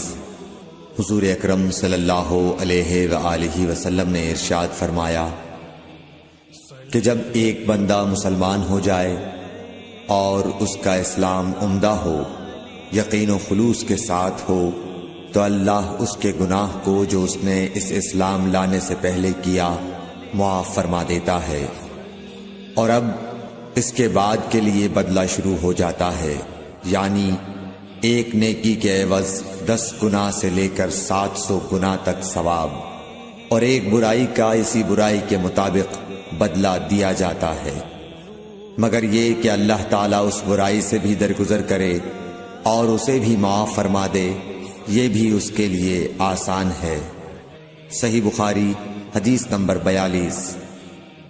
رسول اللہ صلی اللہ علیہ وسلم نے فرمایا کہ تم میں سے کوئی شخص جب اپنے اسلام کو عمدہ بنا لے، یعنی نفاق اور ریا سے پاک کر لے، تو ہر نیک کام جو وہ کرتا ہے اس کے عوض 10 سے لے کر 700 گناہ تک نیکیاں لکھی جاتی ہیں، اور ہر برا کام جو کرتا ہے تو وہ اتنا ہی لکھا جاتا ہے جتنا کہ اس نے کیا ہے۔ صحیح بخاری حدیث نمبر 43۔ رسول اللہ صلی اللہ علیہ وسلم ایک دن حضرت عائشہ رضی اللہ تعالی عنہا کے پاس آئے۔ اس وقت ایک عورت حضرت عائشہ رضی اللہ تعالی عنہا کے پاس بیٹھی تھی۔ آپ صلی اللہ علیہ وسلم نے دریافت کیا، یہ کون ہے؟ عرض کیا، فلاں عورت، اور اس کی نماز کے اشتیاق اور پابندی کا ذکر کیا۔ آپ صلی اللہ علیہ وسلم نے فرمایا، ٹھہر جاؤ، سن لو کہ تم پر اتنا ہی عمل واجب ہے جتنے عمل کی تمہارے اندر طاقت ہے۔ اللہ کی قسم، ثواب دینے سے اللہ نہیں اکتاتا، مگر تم عمل کرتے کرتے اکتا جاؤ گے، اور اللہ کو دین کا وہی عمل زیادہ پسند ہے جس کی ہمیشہ پابندی کی جا سکے، اور انسان بغیر اکتائے اسے انجام دے۔ صحیح بخاری حدیث نمبر 44۔ رسول اللہ صلی اللہ علیہ وسلم نے فرمایا، جس شخص نے لا الہ الا اللہ کہہ لیا اور اس کے دل میں جو برابر بھی ایمان ہے، تو وہ ایک نہ ایک دن دوزخ سے ضرور نکلے گا، اور دوزخ سے وہ شخص بھی ضرور نکلے گا جس نے کلمہ پڑھا اور اس کے دل میں گیہوں کے دانے برابر خیر ہے، اور دوزخ سے وہ بھی نکلے گا جس نے کلمہ پڑھا اور اس کے دل میں ایک ذرہ برابر بھی خیر ہے۔ صحیح بخاری حدیث نمبر 45۔ ایک یہودی نے حضرت عمر بن خطاب رضی اللہ تعالی عنہ سے کہا کہ اے امیر المومنین، تمہاری کتاب قرآن میں ایک آیت ہے جسے تم پڑھتے ہو، اگر وہ ہم یہودیوں پر نازل ہوتی تو ہم اس کے نزول کے دن کو یوم عید بنا لیتے۔ آپ نے پوچھا وہ کون سی آیت ہے؟ اس نے جواب دیا، سورہ مائدہ کی یہ آیت کہ آج میں نے تمہارے دین کو مکمل کر دیا، اور اپنی نعمت تم پر تمام کر دی اور تمہارے لیے دین اسلام پسند کیا۔ حضرت عمر رضی اللہ تعالی عنہ نے فرمایا کہ ہم اس دن اور اس مقام کو خوب جانتے ہیں جب یہ آیت رسول اللہ صلی اللہ علیہ وسلم پر نازل ہوئی۔ اس وقت آپ صلی اللہ علیہ وسلم عرفات میں جمعے کے دن کھڑے ہوئے تھے۔ صحیح بخاری حدیث نمبر 46۔ طلحہ بن عبید اللہ کہتے تھے کہ نجد والوں میں سے ایک شخص حضرت صلی اللہ علیہ وسلم کے پاس آیا، سر پریشان یعنی بال بکھرے ہوئے تھے۔ ہم اس کی آواز کی بنبناہٹ سنتے تھے اور ہم سمجھ نہیں پا رہے تھے کہ وہ کیا کہہ رہا ہے، یہاں تک کہ وہ نزدیک آن پہنچا جب معلوم ہوا کہ وہ اسلام کے بارے میں پوچھ رہا ہے۔ حضرت صلی اللہ علیہ وسلم نے فرمایا کہ اسلام دن رات میں 5 نمازیں پڑھنا ہے۔ اس نے کہا بس اس کے سوا تو اور کوئی نماز مجھ پر نہیں۔ آپ نے فرمایا نہیں، مگر تو نفل پڑھے تو اور بات ہے۔ حضرت صلی اللہ علیہ وسلم نے فرمایا اور رمضان کے روزے رکھنا۔ اس نے کہا اور تو کوئی روزہ مجھ پر نہیں ہے۔ آپ نے فرمایا نہیں، مگر تو نفل روزے رکھے تو اور بات ہے۔ طلحہ نے کہا اور حضرت صلی اللہ علیہ وسلم نے اس زکوٰۃ کا بیان کیا۔ وہ کہنے لگا کہ بس اور کوئی صدقہ مجھ پر نہیں ہے۔ آپ نے فرمایا نہیں، مگر یہ کہ تو نفل صدقہ دے تو اور بات ہے۔ پھر وہ شخص پیٹھ موڑ کر چلا گیا، یوں کہتا جاتا تھا قسم خدا کی میں نہ اس سے بڑھاؤں گا نہ گھٹاؤں گا۔ حضرت صلی اللہ علیہ وسلم نے فرمایا اگر یہ سچا ہے تو اپنی مراد کو پہنچ گیا۔ صحیح بخاری حدیث نمبر 47۔ حضرت صلی اللہ علیہ وسلم نے فرمایا جو کوئی ایمان رکھ کر اور ثواب کی نیت سے کسی مسلمان کے جنازے کے ساتھ جائے اور نماز اور دفن سے فراغت ہونے تک اس کے ساتھ رہے تو وہ 2 قیرات ثواب لے کر لوٹے گا۔ ہر قیرات اتنا بڑا ہوگا جیسے احد کا پہاڑ۔ اور جو شخص جنازے پر نماز پڑھ کر دفن سے پہلے لوٹ جائے تو وہ 1 قیرات ثواب لے کر لوٹے گا۔ صحیح بخاری حدیث نمبر 48۔ حضرت صلی اللہ علیہ وسلم نے فرمایا کہ مسلمان کو گالی دینے سے آدمی فاسق ہو جاتا ہے اور مسلمان سے لڑنا کفر ہے۔ صحیح بخاری حدیث نمبر 49۔ حضرت صلی اللہ علیہ وسلم اپنے حجرے سے نکلے، لوگوں کو شب قدر بتانا چاہتے تھے وہ کون سی رات ہے۔ اتنے میں 2 مسلمان آپس میں لڑ پڑے۔ آپ صلی اللہ علیہ وسلم نے فرمایا میں تو اس لیے باہر نکلا تھا کہ تم کو شب قدر بتلاؤں، اور فلاں فلاں آدمی لڑ پڑے تو وہ میرے دل سے اٹھا لی گئی، اور شاید اسی میں کچھ تمہاری بہتری ہو۔ تو اب ایسا کرو کہ شب قدر کو رمضان کی 27ویں، 29ویں اور 25ویں رات میں ڈھونڈا کرو۔ صحیح بخاری حدیث نمبر 50۔ ایک دن حضرت صلی اللہ علیہ وسلم لوگوں میں تشریف فرما تھے کہ آپ کے پاس ایک شخص آیا اور پوچھنے لگا کہ ایمان کسے کہتے ہیں۔ آپ صلی اللہ علیہ وسلم نے فرمایا کہ ایمان یہ ہے کہ تم اللہ پاک کے وجود اور اس کی وحدانیت پر ایمان لاؤ، اور اس کے فرشتوں کے وجود پر، اور اس اللہ کی ملاقات کے برحق ہونے پر، اور اس کے رسولوں کے برحق ہونے پر، اور مرنے کے بعد دوبارہ اٹھنے پر ایمان لاؤ۔ پھر اس نے پوچھا کہ اسلام کیا ہے؟ آپ صلی اللہ علیہ وسلم نے پھر جواب دیا کہ اسلام یہ ہے کہ تم خالص اللہ کی عبادت کرو اور اس کے ساتھ کسی کو شریک نہ بناؤ، اور نماز قائم کرو، اور زکوٰۃ فرض ادا کرو، اور رمضان کے روزے رکھو۔ پھر اس نے احسان کے متعلق پوچھا۔ آپ صلی اللہ علیہ وسلم نے فرمایا احسان یہ ہے کہ تم اللہ کی عبادت اس طرح کرو گویا تم اسے دیکھ رہے ہو۔ اگر یہ درجہ نہ حاصل ہو تو پھر یہ تو سمجھو کہ وہ تم کو دیکھ رہا ہے۔ پھر اس نے پوچھا کہ قیامت کب آئے گی؟ آپ صلی اللہ علیہ وسلم نے فرمایا کہ اس کے بارے میں جواب دینے والا پوچھنے والے سے کچھ زیادہ نہیں جانتا، البتہ میں تمہیں اس کی نشانیاں بتلا سکتا ہوں۔ وہ یہ ہیں کہ جب لونڈی اپنے آقا کو جنے گی اور جب سیاہ اونٹوں کے چرانے والے دیہاتی لوگ ترقی کرتے کرتے مکانات کی تعمیر میں ایک دوسرے سے بازی لے جانے کی کوشش کریں گے، یاد رکھو قیامت کا علم ان 5 چیزوں میں ہے جن کو اللہ کے سوا کوئی نہیں جانتا۔ پھر آپ صلی اللہ علیہ وسلم نے یہ آیت پڑھی کہ اللہ ہی کو قیامت کا علم ہے کہ وہ کب ہوگی۔ پھر وہ پوچھنے والا پیٹھ پھیر کر جانے لگا۔ آپ نے فرمایا کہ اسے واپس بلا کر لاؤ۔ لوگ دوڑ پڑے مگر وہ کہیں نظر نہیں آیا۔ آپ صلی اللہ علیہ وسلم نے فرمایا کہ یہ جبرائیل علیہ السلام تھے جو لوگوں کو ان کا دین سکھانے آئے تھے۔ صحیح بخاری حدیث نمبر 51۔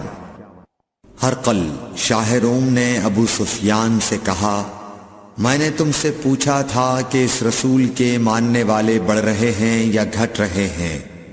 تو نے جواب میں بتلایا کہ وہ بڑھ رہے ہیں۔ ٹھیک ہے، ایمان کا یہی حال رہتا ہے یہاں تک کہ وہ پورا ہو جائے۔ اور میں نے تجھ سے پوچھا تھا کہ کوئی اس کے دین میں آ کر پھر اس کو برا جان کر پھر جاتا ہے؟ تو نے کہا نہیں۔ اور ایمان کا یہی حال ہے، جب اس کی خوشی دل میں سما جاتی ہے تو پھر اس کو کوئی برا نہیں سمجھ سکتا۔ صحیح بخاری حدیث نمبر 52۔ حضور اکرم صلی اللہ علیہ وسلم فرماتے تھے، حلال کھلا ہوا ہے اور حرام بھی کھلا ہوا ہے، اور ان دونوں کے درمیان بعض چیزیں شبے کی ہیں جن کو بہت لوگ نہیں جانتے کہ حلال ہیں یا حرام۔ پھر جو کوئی شبے کی چیزوں سے بھی بچ گیا اس نے اپنے دین اور عزت کو بچا لیا، اور جو کوئی ان شبے کی چیزوں میں پڑ گیا اس کی مثال اس چرواہے کی ہے جو شاہی محفوظ چراگاہ کے آس پاس اپنے جانوروں کو چرائے۔ وہ قریب ہے کہ کبھی اس چراگاہ کے اندر گھس جائے اور شاہی مجرم فرار پائے۔ سن لو، ہر بادشاہ کی ایک چراگاہ ہوتی ہے، اللہ کی چراگاہ اس کی زمین پر حرام چیزیں ہیں، پس ان سے بچو۔ اور سن لو، بدن میں ایک گوشت کا ٹکڑا ہے، جب وہ درست ہوگا سارا بدن درست ہوگا، اور جہاں بگڑا سارا بدن بگڑ گیا۔ سن لو، وہ ٹکڑا آدمی کا دل ہے۔ صحیح بخاری حدیث نمبر 53۔ عبد القیس کا وفد جب آن حضرت صلی اللہ علیہ وسلم کے پاس آیا تو آپ نے پوچھا کہ یہ کون سی قوم کے لوگ ہیں یا یہ وفد کہاں کا ہے؟ انہوں نے کہا کہ ربیہ خاندان کے لوگ ہیں۔ آپ صلی اللہ علیہ وسلم نے فرمایا، مرحبا اس قوم کو یا اس وفد کو، نہ ذلیل ہونے والے نہ شرمندہ ہونے والے، یعنی ان کا آنا بہت خوب ہے۔ وہ کہنے لگے، اے اللہ کے رسول صلی اللہ علیہ وسلم، ہم آپ کی خدمت میں صرف ان حرمت والے مہینوں میں آ سکتے ہیں، کیونکہ ہمارے اور آپ کے درمیان مضر کے کافروں کا قبیلہ آباد ہے۔ پس آپ ہم کو ایک ایسی قطعی بات بتلا دیجئے جس کی خبر ہم اپنے پچھلے لوگوں کو بھی کر دیں جو یہاں نہیں آئے، اور اس پر عمل درآمد کر کے ہم جنت میں داخل ہو جائیں۔ اور انہوں نے آپ سے اپنے برتنوں کے بارے میں بھی پوچھا۔ آپ صلی اللہ علیہ وسلم نے ان کو 4 باتوں کا حکم اور 4 قسم کے برتنوں کو استعمال میں لانے سے منع فرمایا۔ ان کو حکم دیا کہ ایک اکیلے خدا پر ایمان لاؤ۔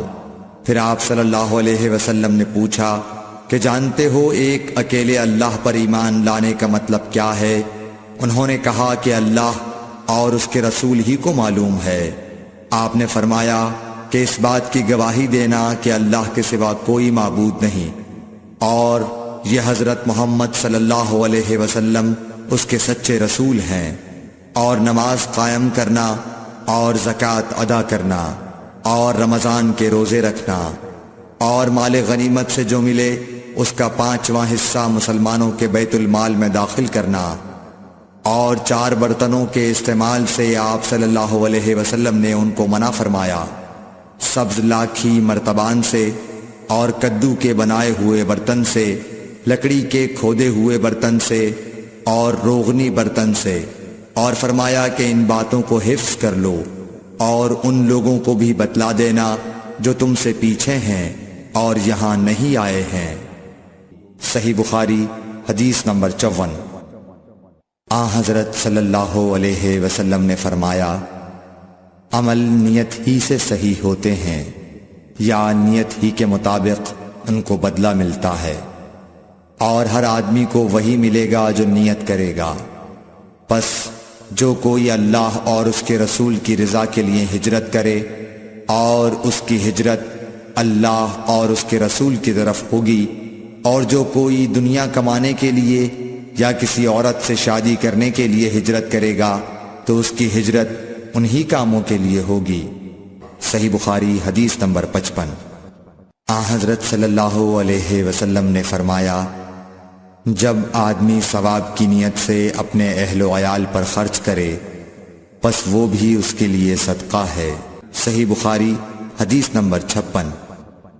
حضرت صلی اللہ علیہ وسلم نے فرمایا، بے شک تو جو کچھ خرچ کرے اور اس سے تیری نیت اللہ کی رضا حاصل کرنی ہو تو تجھ کو اس کا ثواب ملے گا، یہاں تک کہ اس پر بھی جو تو اپنی بیوی کے منہ میں ڈالے۔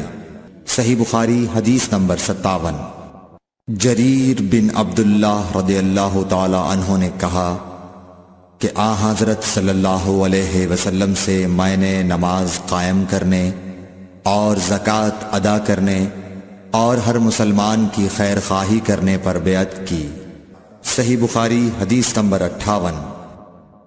جس دن مغیرہ بن شعبہ حاکم کوفہ کا انتقال ہوا تو جریر بن عبداللہ رضی اللہ تعالی عنہ خطبے کے لیے کھڑے ہوئے اور اللہ کی تعریف اور خوبی بیان کی اور کہا، تم کو اکیلے اللہ کا ڈر رکھنا چاہیے، اس کا کوئی شریک نہیں، اور تحمل اور اطمینان سے رہنا چاہیے اس وقت تک کہ کوئی دوسرا حاکم تمہارے اوپر آئے، اور وہ ابھی آنے والا ہے۔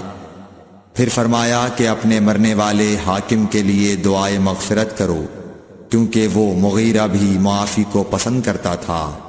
پھر کہا کہ اس کے بعد تم کو معلوم ہونا چاہیے کہ میں ایک دفعہ حضرت صلی اللہ علیہ وسلم کے پاس آیا اور میں نے عرض کیا کہ میں آپ سے اسلام پر بیعت کرتا ہوں۔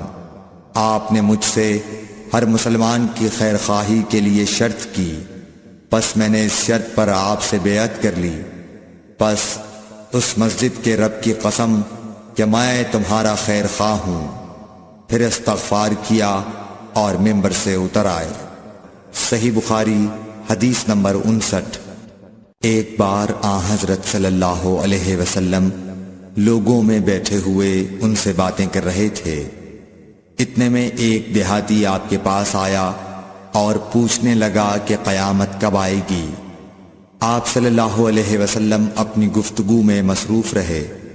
بعض لوگ جو مجلس میں تھے کہنے لگے، آپ صلی اللہ علیہ وسلم نے دیہاتی کی بات سنی لیکن پسند نہیں کی، اور بعض کہنے لگے کہ نہیں بلکہ آپ نے اس کی بات سنی ہی نہیں۔ جب آپ اپنی باتیں پوری کر چکے تو میں سمجھتا ہوں کہ آپ صلی اللہ علیہ وسلم نے یوں فرمایا، وہ قیامت کے بارے میں پوچھنے والا کہاں گیا؟ اس دیہاتی نے کہا، حضور میں موجود ہوں۔ آپ نے فرمایا کہ جب امانت ایمانداری دنیا سے اٹھ جائے تو قیامت قائم ہونے کا انتظار کر۔ اس نے کہا، ایمانداری اٹھنے کا کیا مطلب ہے؟ آپ صلی اللہ علیہ وسلم نے فرمایا کہ جب حکومت کے کاروبار نالائق لوگوں کو سونپ دیے جائیں تو قیامت کا انتظار کر۔ صحیح بخاری حدیث نمبر 60۔ عبداللہ بن عمرو نے کہا کہ ایک سفر میں جو ہم نے کیا تھا حضرت صلی اللہ علیہ وسلم ہم سے پیچھے رہ گئے، اور آپ صلی اللہ علیہ وسلم ہم سے اس وقت ملے جب عصر کی نماز کا وقت آن پہنچا تھا۔ ہم جلدی جلدی وضو کر رہے تھے، پس پاؤں کو خوب دھونے کے بدل ہم یوں ہی سا دھو رہے تھے۔ یہ حال دیکھ کر آپ صلی اللہ علیہ وسلم نے بلند آواز سے پکارا، دیکھو ایڑیوں کی خرابی دوزخ سے ہونے والی ہے۔ 2 یا 3 بار آپ صلی اللہ علیہ وسلم نے یوں ہی بلند آواز سے فرمایا۔ صحیح بخاری حدیث نمبر 60۔ صحیح بخاری حدیث نمبر 61۔ حضرت صلی اللہ علیہ وسلم نے فرمایا، درختوں میں ایک درخت ایسا ہے کہ اس کے پتے نہیں جھڑتے، اور مسلمان کی مثال اسی درخت کی سی ہے، بتاؤ وہ کون سا درخت ہے؟ یہ سن کر لوگوں کا خیال جنگل کی طرف دوڑا۔ عبداللہ رضی اللہ تعالی عنہ نے کہا، میرے دل میں آیا کہ وہ کھجور کا درخت ہے، مگر میں اپنی کمسنی کی شرم سے نہ بولا۔ آخر صحابہ نے حضرت صلی اللہ علیہ وسلم سے پوچھا کہ وہ کون سا درخت ہے؟ آپ نے فرمایا، وہ کھجور کا درخت ہے۔ صحیح بخاری حدیث نمبر 62۔ حضرت صلی اللہ علیہ وسلم نے فرمایا، درختوں میں سے ایک درخت ایسا ہے کہ اس کے پتے نہیں جھڑتے، اور مسلمان کی بھی یہی مثال ہے، بتلاؤ وہ کون سا درخت ہے؟ یہ سن کر لوگوں کے خیالات جنگل کے درختوں میں چلے گئے۔ عبداللہ نے کہا کہ میرے دل میں آیا کہ بتلا دوں کہ وہ کھجور کا درخت ہے، لیکن وہاں بہت بزرگ موجود تھے، اس لیے مجھ کو شرم آئی۔ آخر صحابہ نے عرض کیا، یا رسول اللہ، آپ ہی بیان فرما دیجئے۔ آپ صلی اللہ علیہ وسلم نے بتلایا کہ وہ کھجور کا درخت ہے۔ صحیح بخاری حدیث نمبر 63۔ حضرت صلی اللہ علیہ وآلہ وسلم ایک بار مسجد میں بیٹھے ہوئے تھے، اتنے میں ایک شخص اونٹ پر سوار ہو کر آیا اور اونٹ کو مسجد میں بٹھا کر باندھ دیا۔ پھر پوچھنے لگا، بھائیو تم لوگوں میں محمد کون سے ہیں؟ حضرت صلی اللہ علیہ وسلم اس وقت لوگوں میں تکیہ لگائے بیٹھے ہوئے تھے۔ ہم نے کہا، حضرت محمد صلی اللہ علیہ وسلم یہ سفید رنگ والے بزرگ ہیں جو تکیہ لگائے ہوئے تشریف فرما ہیں۔ تب وہ آپ سے مخاطب ہوا کہ اے عبد المطلب کے فرزند۔ آپ صلی اللہ علیہ وسلم نے فرمایا، کہو میں آپ کی بات سن رہا ہوں۔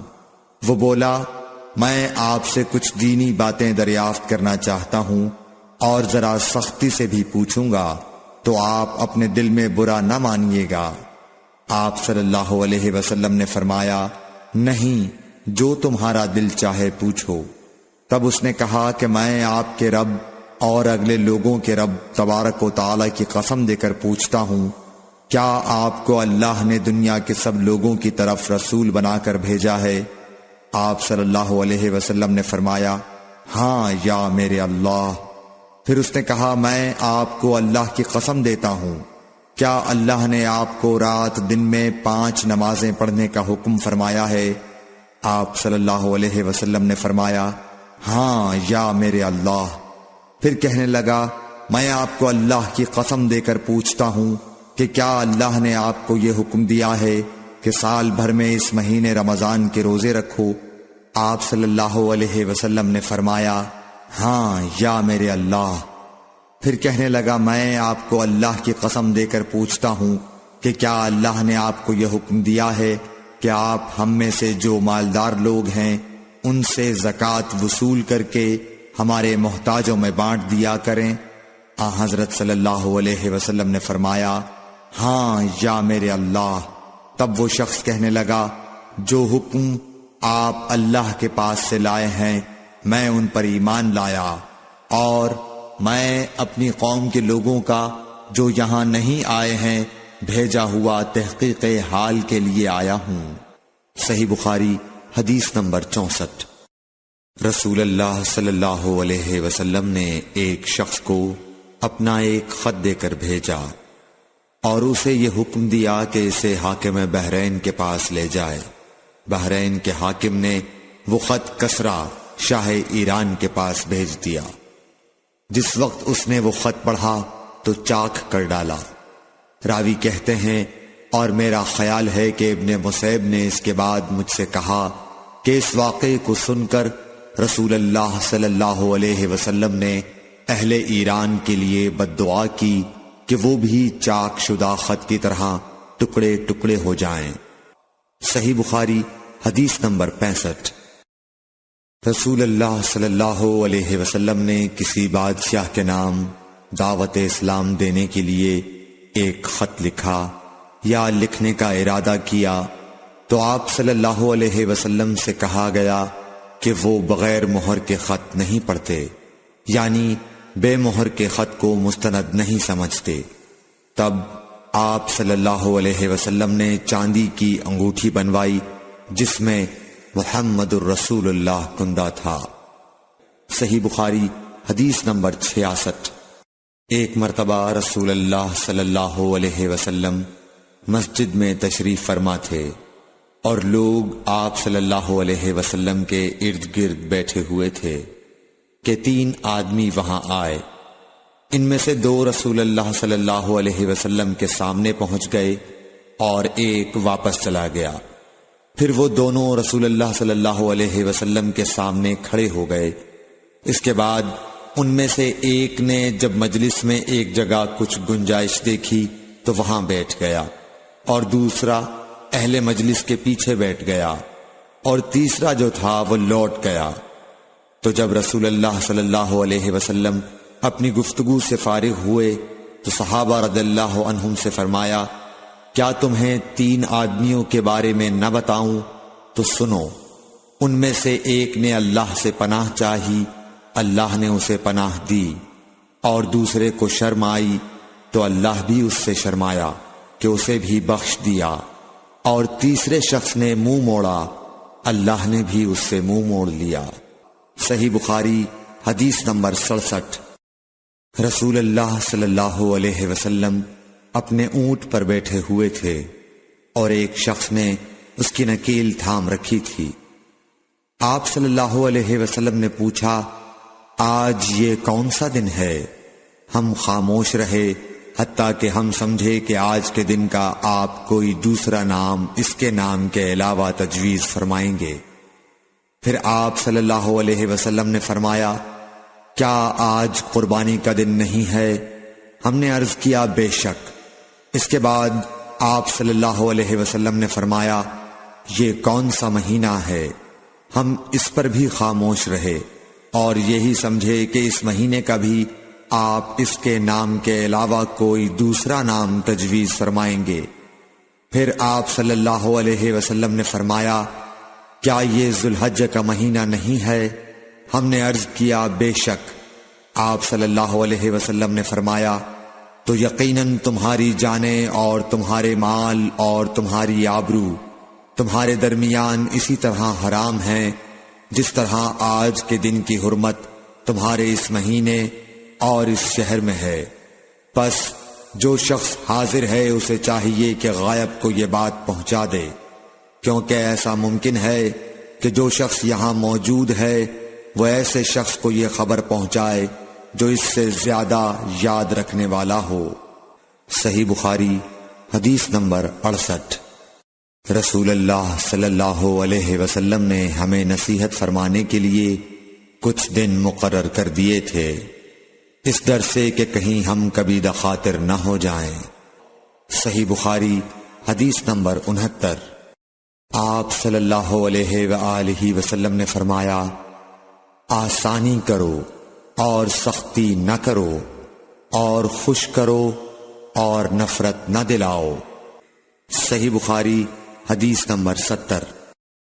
عبداللہ ابن مسعود ہر جمعرات کے دن لوگوں کو وعظ سنایا کرتے تھے۔ ایک آدمی نے ان سے کہا، اے ابو عبد الرحمن، میں چاہتا ہوں کہ تم ہمیں ہر روز وعظ سنایا کرو۔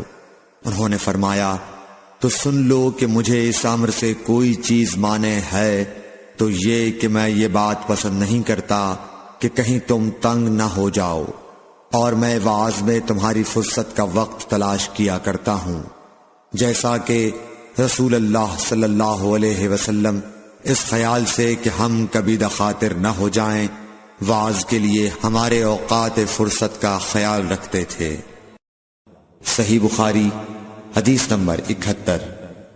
رسول اللہ صلی اللہ علیہ وسلم نے فرمایا، جس شخص کے ساتھ اللہ تعالی بھلائی کا ارادہ کرے اسے دین کی سمجھ عنایت فرما دیتا ہے، اور میں تو محض تقسیم کرنے والا ہوں، دینے والا تو اللہ ہی ہے، اور یہ امت ہمیشہ اللہ کے حکم پر قائم رہے گی، اور جو شخص ان کی مخالفت کرے گا انہیں نقصان نہیں پہنچا سکے گا یہاں تک کہ اللہ کا حکم قیامت آ جائے اور یہ عالم فنا ہو جائے۔ صحیح بخاری حدیث نمبر 72۔ عبداللہ بن عمر رضی اللہ تعالی عنہ کہتے تھے کہ ہم رسول اللہ صلی اللہ علیہ وسلم کی خدمت میں حاضر تھے کہ آپ صلی اللہ علیہ وسلم کے پاس کھجور کا ایک گابھا لایا گیا۔ اسے دیکھ کر آپ نے فرمایا کہ درختوں میں ایک درخت ایسا ہے اس کی مثال مسلمان کی طرح ہے۔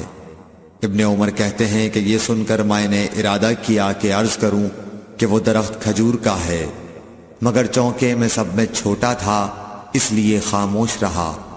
پھر رسول اللہ صلی اللہ علیہ وسلم نے خود ہی فرمایا کہ وہ کھجور ہے۔ صحیح بخاری حدیث نمبر 73۔ رسول اللہ صلی اللہ علیہ وسلم کا ارشاد ہے کہ حسد صرف دو باتوں میں جائز ہے، ایک تو اس شخص کے بارے میں جسے اللہ نے دولت دی ہو اور وہ اس دولت کو راہ حق میں خرچ کرنے پر بھی قدرت رکھتا ہو، اور ایک اس شخص کے بارے میں جسے اللہ نے حکمت کی دولت سے نوازا ہو اور وہ اس کے ذریعے سے فیصلہ کرتا ہو اور لوگوں کو اس حکمت کی تعلیم دیتا ہو۔ صحیح بخاری حدیث نمبر 74۔ رسول اللہ صلی اللہ علیہ وآلہ وسلم نے فرمایا، ایک دن حضرت موسیٰ علیہ السلام بنی اسرائیل کی ایک جماعت میں بیٹھے ہوئے تھے کہ اتنے میں ایک شخص آیا اور اس نے آپ سے پوچھا، کیا آپ جانتے ہیں کہ دنیا میں کوئی آپ سے بڑھ کر عالم موجود ہے؟ حضرت موسیٰ علیہ السلام نے فرمایا، نہیں۔ اس پر اللہ تعالیٰ نے حضرت موسیٰ علیہ السلام کے پاس وحی بھیجی کہ ہاں، ہمارا بندہ خضر ہے جس کا علم تم سے زیادہ ہے۔ حضرت موسیٰ علیہ السلام نے اللہ سے دریافت کیا کہ خضر علیہ السلام سے ملنے کی کیا صورت ہے؟ اللہ تعالیٰ نے ایک مچھلی کو ان سے ملاقات کی علامت قرار دیا اور ان سے کہہ دیا کہ جب تم اس مچھلی کو گم کر دو تو واپس لوٹ جاؤ، تب خضر سے تمہاری ملاقات ہوگی۔ تب موسیٰ علیہ السلام چلے اور دریا میں مچھلی کی علامت تلاش کرتے رہے۔ اس وقت ان کے ساتھی نے کہا، جب ہم پتھر کے پاس تھے کیا آپ نے دیکھا تھا؟ میں اس وقت مچھلی کا کہنا بھول گیا اور شیطان ہی نے مجھے اس کا ذکر بھلا دیا۔ موسیٰ علیہ السلام نے کہا، اسی مقام کی ہمیں تلاش تھی۔ تب وہ اپنے نشانات قدم پر پچھلے پاؤں باتیں کرتے ہوئے لوٹے، وہاں انہوں نے خضر علیہ السلام کو پایا۔ پھر ان کا وہی قصہ ہے جو اللہ نے اپنی کتاب قرآن میں بیان کیا ہے۔ صحیح بخاری حدیث نمبر 75۔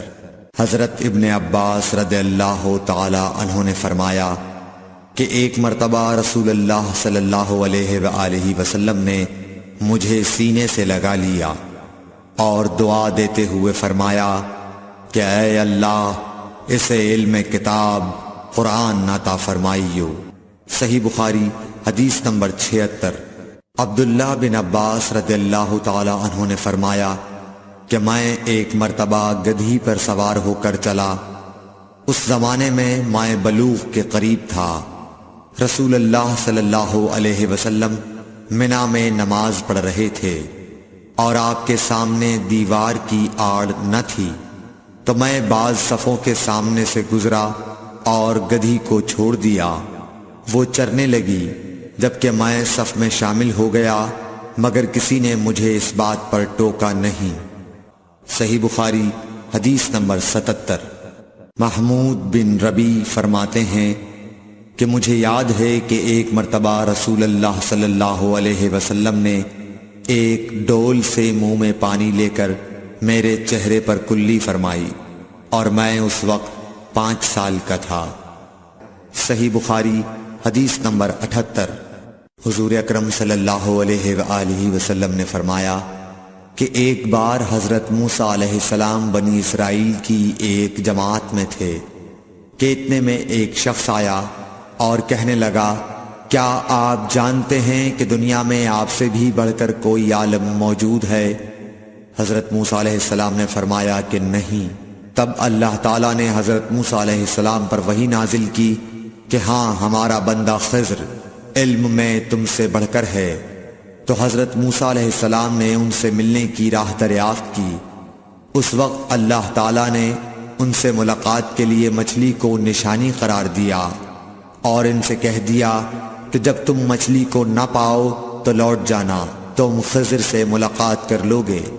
حضرت موسیٰ علیہ السلام دریا میں مچھلی کے نشان کا انتظار کرتے رہے۔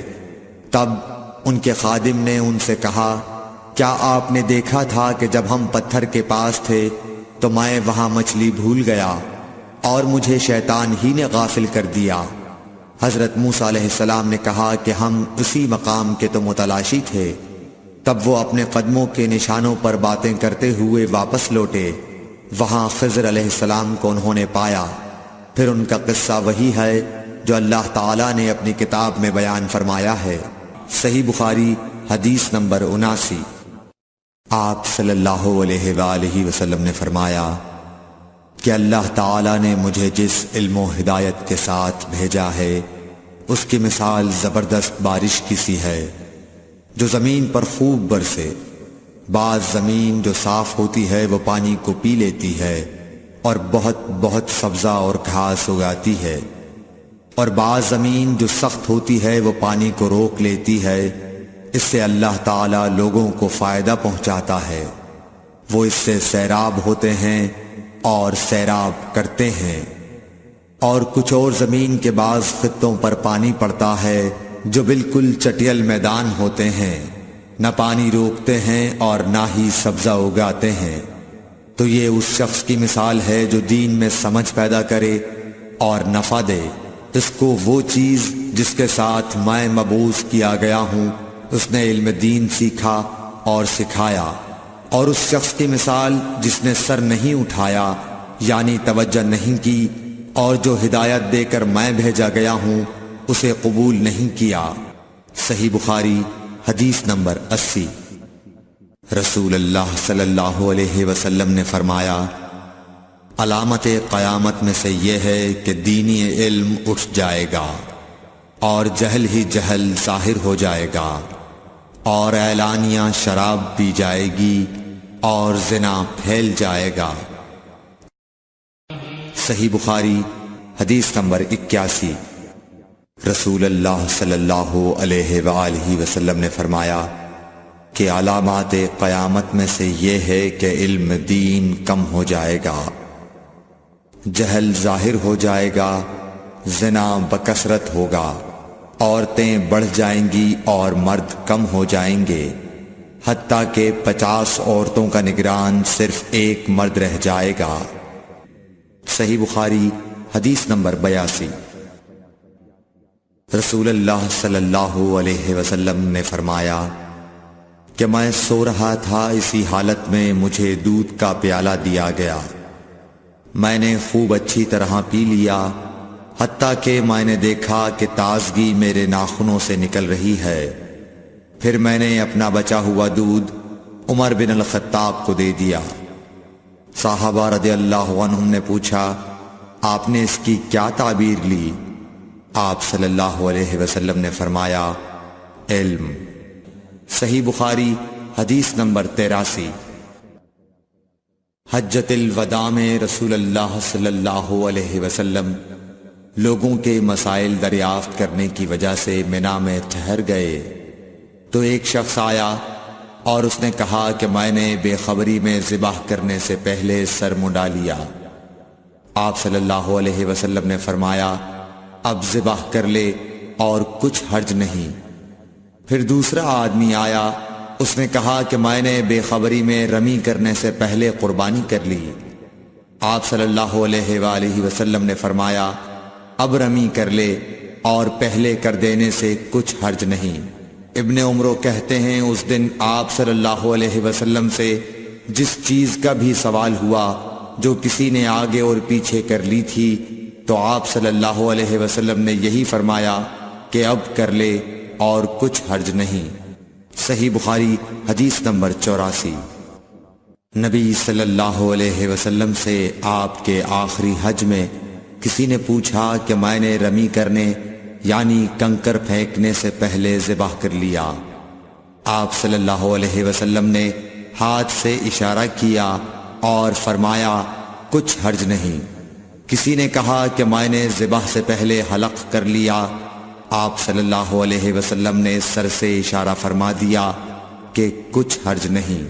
صحیح بخاری حدیث نمبر 85۔ آپ صلی اللہ علیہ وسلم نے فرمایا کہ ایک وقت ایسا آئے گا کہ جب علم اٹھا لیا جائے گا، جہالت اور فتنے پھیل جائیں گے اور حرج بڑھ جائے گا۔ آپ سے پوچھا گیا کہ یا رسول اللہ حرج سے کیا مراد ہے؟ آپ صلی اللہ علیہ وسلم نے اپنے ہاتھ کو حرکت دے کر فرمایا، اس طرح گویا آپ صلی اللہ علیہ وسلم نے اس سے قتل مراد لیا۔ صحیح بخاری حدیث نمبر 86۔ ہم سے موسیٰ بن اسماعیل نے بیان کیا، ان سے وہیب نے، ان سے حشام نے فاطمہ کے واسطے سے نقل کیا، وہ اسما سے روایت کرتی ہیں کہ میں عائشہ رضی اللہ تعالی عنہا کے پاس آئی، وہ نماز پڑھ رہی تھیں۔ میں نے کہا لوگوں کا کیا حال ہے؟ تو انہوں نے آسمان کی طرف اشارہ کیا، یعنی سورج کو گہن لگا ہے۔ اتنے میں لوگ نماز کے لیے کھڑے ہو گئے۔ حضرت عائشہ رضی اللہ تعالی عنہا نے کہا اللہ پاک ہے۔ میں نے کہا کیا یہ گہن کوئی خاص نشانی ہے؟ انہوں نے سر سے اشارہ کیا، یعنی ہاں۔ پھر میں بھی نماز کے لیے کھڑی ہو گئی، حتیٰ کہ مجھے غش آنے لگا تو میں اپنے سر پر پانی ڈالنے لگی۔ پھر نماز کے بعد رسول اللہ صلی اللہ علیہ وسلم نے اللہ تعالیٰ کی تعریف کی اور اس کی صفت بیان فرمائی۔ پھر فرمایا جو چیز مجھے پہلے دکھلائی نہیں گئی تھی آج وہ سب اس جگہ میں نے دیکھ لی، یہاں تک کہ جنت اور دوزخ کو بھی دیکھ لیا، اور مجھ پر یہ وحی کی گئی کہ تم اپنی قبروں میں آزمائے جاؤ گے۔ مثل یا قرب کا کون سا لفظ؟ حضرت اسما نے فرمایا میں نہیں جانتی۔ فاطمہ کہتی ہیں یعنی فتنہ دجال کی طرح آزمائے جاؤ گے۔ کہا جائے گا قبر کے اندر کہ تم اس آدمی کے بارے میں کیا جانتے ہو؟ تو جو صاحب ایمان یا صاحب یقین ہوگا، کون سا لفظ فرمایا؟ حضرت اسما نے مجھے یاد نہیں۔ وہ کہے گا وہ محمد اللہ کے رسول صلی اللہ علیہ وسلم ہیں جو ہمارے پاس اللہ کی ہدایت اور دلیلیں لے کر آئے تو ہم نے ان کو قبول کر لیا اور ان کی پیروی کی۔ وہ محمد صلی اللہ علیہ وسلم ہیں۔ 3 بار اسی طرح کہے گا، پھر اس سے کہہ دیا جائے گا کہ آرام سے سو جا، بے شک ہم نے جان لیا کہ تو محمد صلی اللہ علیہ وسلم پر یقین رکھتا تھا۔ اور بہرحال منافق یا شکی آدمی، میں نہیں جانتی کہ ان میں سے کون سا لفظ حضرت اسما نے استعمال کیا۔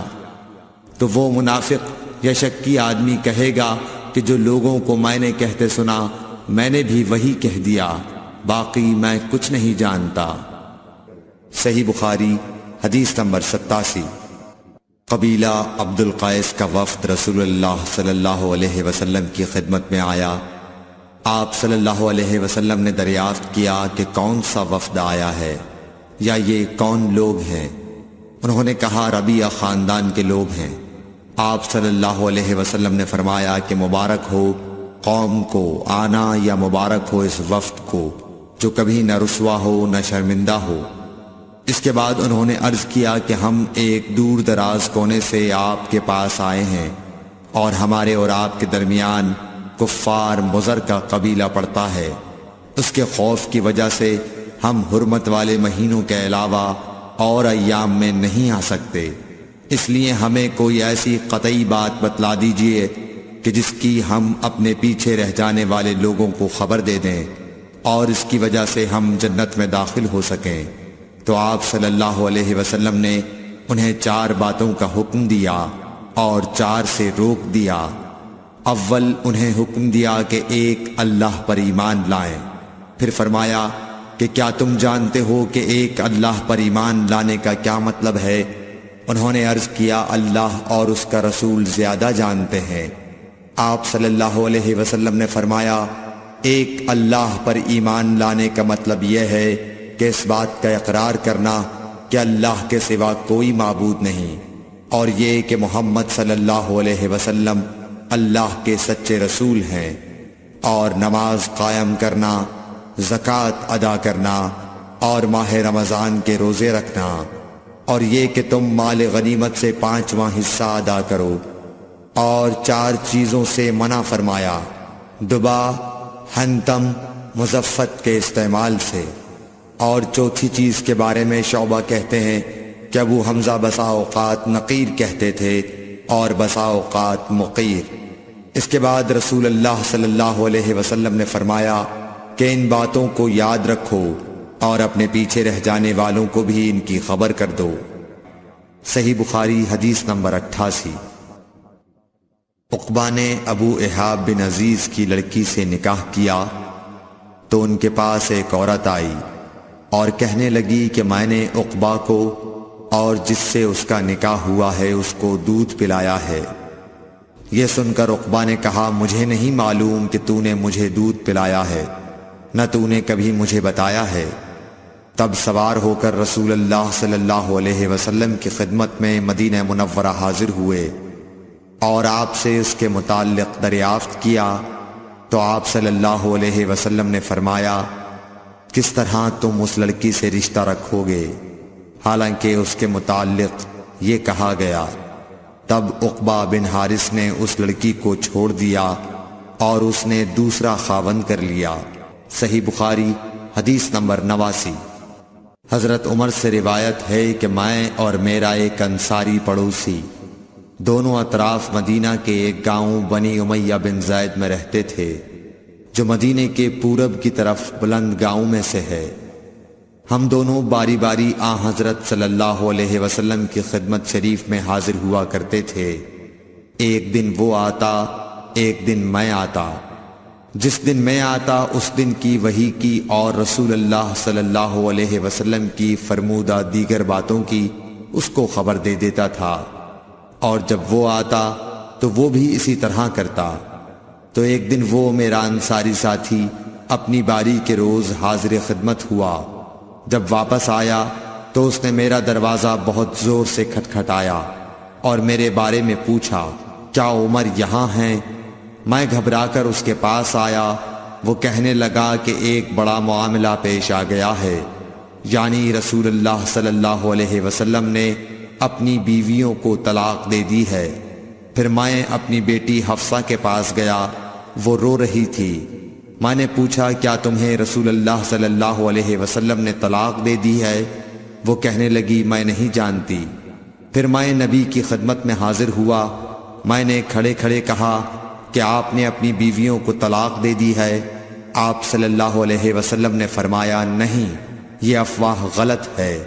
تب میں نے تعجب سے کہا اللہ اکبر، اللہ بہت بڑا ہے۔ صحیح بخاری حدیث نمبر 90۔ ایک شخص حزم بن ابی کعب نے رسول اللہ کی خدمت میں آ کر عرض کیا یا رسول اللہ، فلاں شخص معاذ بن جبل لمبی نماز پڑھاتے ہیں، اس لیے میں جماعت کی نماز میں شریک نہیں ہو سکتا، کیونکہ میں دن بھر اونٹ چرانے کی وجہ سے رات کو تھک کر چکنا چور ہوتا ہوں اور طویل قرات سننے کی طاقت نہیں رکھتا۔ ابو مسعود راوی کہتے ہیں کہ اس دن سے زیادہ میں نے کبھی رسول اللہ صلی اللہ علیہ وسلم کو وعظ کے دوران اتنا غضبناک نہیں دیکھا۔ آپ صلی اللہ علیہ وسلم نے فرمایا اے لوگو، تم ایسی شدت اختیار کر کے لوگوں کو دین سے نفرت دلانے لگے ہو۔ سن لو، جو شخص لوگوں کو نماز پڑھائے تو وہ ہلکی پڑھائے، کیونکہ ان میں بیمار، کمزور اور حاجت والے سبھی قسم کے لوگ ہوتے ہیں۔ صحیح بخاری حدیث نمبر 91۔ ایک شخص عمیر یا بلال نے رسول اللہ صلی اللہ علیہ وسلم سے پڑی ہوئی چیز کے بارے میں دریافت کیا۔ آپ نے فرمایا اس کی بندھن پہچان لے، یا فرمایا کہ اس کا برتن اور تھیلی کو پہچان لے، پھر 1 سال تک اس کی شناخت کا اعلان کراؤ، پھر اس کا مالک نہ ملے تو اس سے فائدہ اٹھاؤ، اور اگر اس کا مالک آ جائے تو اسے سونپ دو۔ اس نے پوچھا کہ اچھا گمشدہ اونٹ کے بارے میں کیا حکم ہے؟ آپ کو اس قدر غصہ آ گیا کہ رخسار مبارک سرخ ہو گئے، یا راوی نے یہ کہا کہ آپ کا چہرہ سرخ ہو گیا۔ یہ سن کر آپ صلی اللہ علیہ وسلم نے فرمایا تجھے اونٹ سے کیا واسطہ؟ اس کے ساتھ خود اس کی مشق ہے اور اس کے پاؤں کے سم ہیں، وہ خود پانی پر پہنچے گا اور خود پی لے گا اور خود درخت پر چرے گا، لہذا اسے چھوڑ دو یہاں تک کہ اس کا مالک مل جائے۔ اس نے کہا کہ اچھا گمشدہ بکری کے بارے میں کیا ارشاد ہے؟ آپ نے فرمایا وہ تیری ہے یا تیرے بھائی کی، ورنہ بھیڑیے کی غذا ہے۔ صحیح بخاری حدیث نمبر 92۔ رسول اللہ صلی اللہ علیہ وسلم سے کچھ باتیں دریافت کی گئیں کہ آپ کو برا معلوم ہوا، اور جب اس قسم کے سوالات کی آپ صلی اللہ علیہ وسلم پر بہت زیادتی کی گئی تو آپ کو غصہ آ گیا۔ پھر آپ نے لوگوں سے فرمایا اچھا اب مجھ سے جو چاہو پوچھو۔ تو ایک شخص نے دریافت کیا کہ میرا باپ کون ہے؟ آپ نے فرمایا تیرا باپ حذافہ ہے۔ پھر دوسرا آدمی کھڑا ہوا اور اس نے پوچھا کہ یا رسول اللہ میرا باپ کون ہے؟ آپ نے فرمایا کہ تیرا باپ سالم شیبہ کا آزاد کردہ غلام ہے۔ آخر حضرت عمر رضی اللہ تعالی عنہ نے آپ کے چہرہ مبارک کا حال دیکھا تو عرض کیا یا رسول اللہ ہم ان باتوں کے دریافت کرنے سے جو آپ کو ناگوار ہوں اللہ تعالی سے توبہ کرتے ہیں۔ صحیح بخاری حدیث نمبر 93۔ ایک دن رسول اللہ صلی اللہ علیہ وسلم گھر سے نکلے تو عبداللہ بن حذافہ کھڑے ہو کر پوچھنے لگے کہ حضور میرا باپ کون ہے؟ آپ نے فرمایا حذافہ۔ پھر آپ نے بار بار فرمایا کہ مجھ سے پوچھو۔ تو حضرت عمر رضی اللہ عنہ نے دو زانو ہو کر عرض کیا کہ ہم اللہ کے رب ہونے پر، اسلام کے دین ہونے اور محمد صلی اللہ علیہ وسلم کے نبی ہونے پر راضی ہیں، اور یہ جملہ 3 مرتبہ دہرایا۔ پھر یہ سن کر رسول اللہ صلی اللہ علیہ وسلم خاموش ہو گئے۔ صحیح بخاری حدیث نمبر 94۔ نبی اکرم صلی اللہ علیہ وآلہ وسلم جب سلام کرتے تو 3 بار سلام کرتے، اور جب کوئی کلمہ ارشاد فرماتے تو اسے 3 بار دہراتے یہاں تک کہ خوب سمجھ لیا جاتا۔ صحیح بخاری حدیث نمبر 95۔ رسول اللہ صلی اللہ علیہ وسلم جب کوئی کلمہ ارشاد فرماتے تو اسے 3 بار لوٹاتے یہاں تک کہ خوب سمجھ لیا جاتا، اور جب کچھ لوگوں کے پاس آپ تشریف لاتے اور انہیں سلام کرتے تو 3 بار سلام کرتے۔ صحیح بخاری حدیث نمبر 96۔ عبداللہ بن عمر رضی اللہ عنہ کہتے ہیں کہ ایک سفر میں رسول اللہ صلی اللہ علیہ وسلم ہم سے پیچھے رہ گئے، پھر آپ ہمارے قریب پہنچے تو عصر کی نماز کا وقت ہو چکا تھا یا تنگ ہو گیا تھا، اور ہم وضو کر رہے تھے۔ ہم اپنے پیروں پر پانی کا ہاتھ پھیرنے لگے تو آپ نے بلند آواز سے فرمایا کہ آگ کے عذاب سے ان ایڑیوں کی جو خشک رہ جائیں خرابی ہے۔ یہ 2 مرتبہ فرمایا یا 3 مرتبہ۔ صحیح بخاری حدیث نمبر 97۔ رسول اللہ صلی اللہ علیہ وسلم نے فرمایا کہ 3 شخص ہیں جن کے لیے دگنا اجر ہے، ایک وہ جو اہل کتاب سے ہو اور اپنے نبی پر اور محمد صلی اللہ علیہ وسلم پر ایمان لائے، دوسرے وہ غلام جو اپنے آقا اور اللہ دونوں کا حق ادا کرے، اور تیسرے وہ آدمی جس کے پاس کوئی لونڈی ہو جس سے شباشی کرتا ہے اور اس کو تربیت دے تو اچھی تربیت دے، تعلیم دے تو عمدہ دے، پھر اسے آزاد کر کے اس سے نکاح کر لے تو اس کے لیے دگنا اجر ہے۔ صحیح بخاری حدیث نمبر 98۔ نبی صلی اللہ علیہ وسلم ایک مرتبہ عید کے موقع پر مردوں کی صفوں میں سے نکلے اور آپ کے ساتھ بلال رضی اللہ تعالی عنہ تھے۔ آپ کو خیال ہوا عورتوں کو خطبہ اچھی طرح نہیں سنائی دیا، تو آپ نے انہیں علیحدہ نصیحت فرمائی اور صدقے کا حکم دیا۔ یہ واز سن کر کوئی عورت بالی اور کوئی عورت انگوٹھی ڈالنے لگی، اور بلال رضی اللہ تعالی عنہ اپنے کپڑے کے دامن میں یہ چیزیں لینے لگے۔ صحیح بخاری حدیث نمبر 99۔ حضرت ابو ہریرہ رضی اللہ تعالی عنہ نے عرض کیا، یا رسول اللہ، قیامت کے دن آپ کی شفاعت سے سب سے زیادہ سعادت کسے ملے گی؟ تو رسول اللہ صلی اللہ علیہ وسلم نے فرمایا، اے ابو ہریرہ، مجھے یقین تھا کہ تم سے پہلے کوئی اس کے بارے میں مجھ سے دریافت نہیں کرے گا، کیونکہ میں نے حدیث کے متعلق تمہاری حرص دیکھ لی تھی۔ سنو، قیامت کے دن سب سے زیادہ فیضیاب میری شفاعت سے وہ شخص ہوگا جو سچے دل سے یا سچے جی سے لا الہ الا اللہ کہے گا۔ صحیح بخاری حدیث نمبر 100۔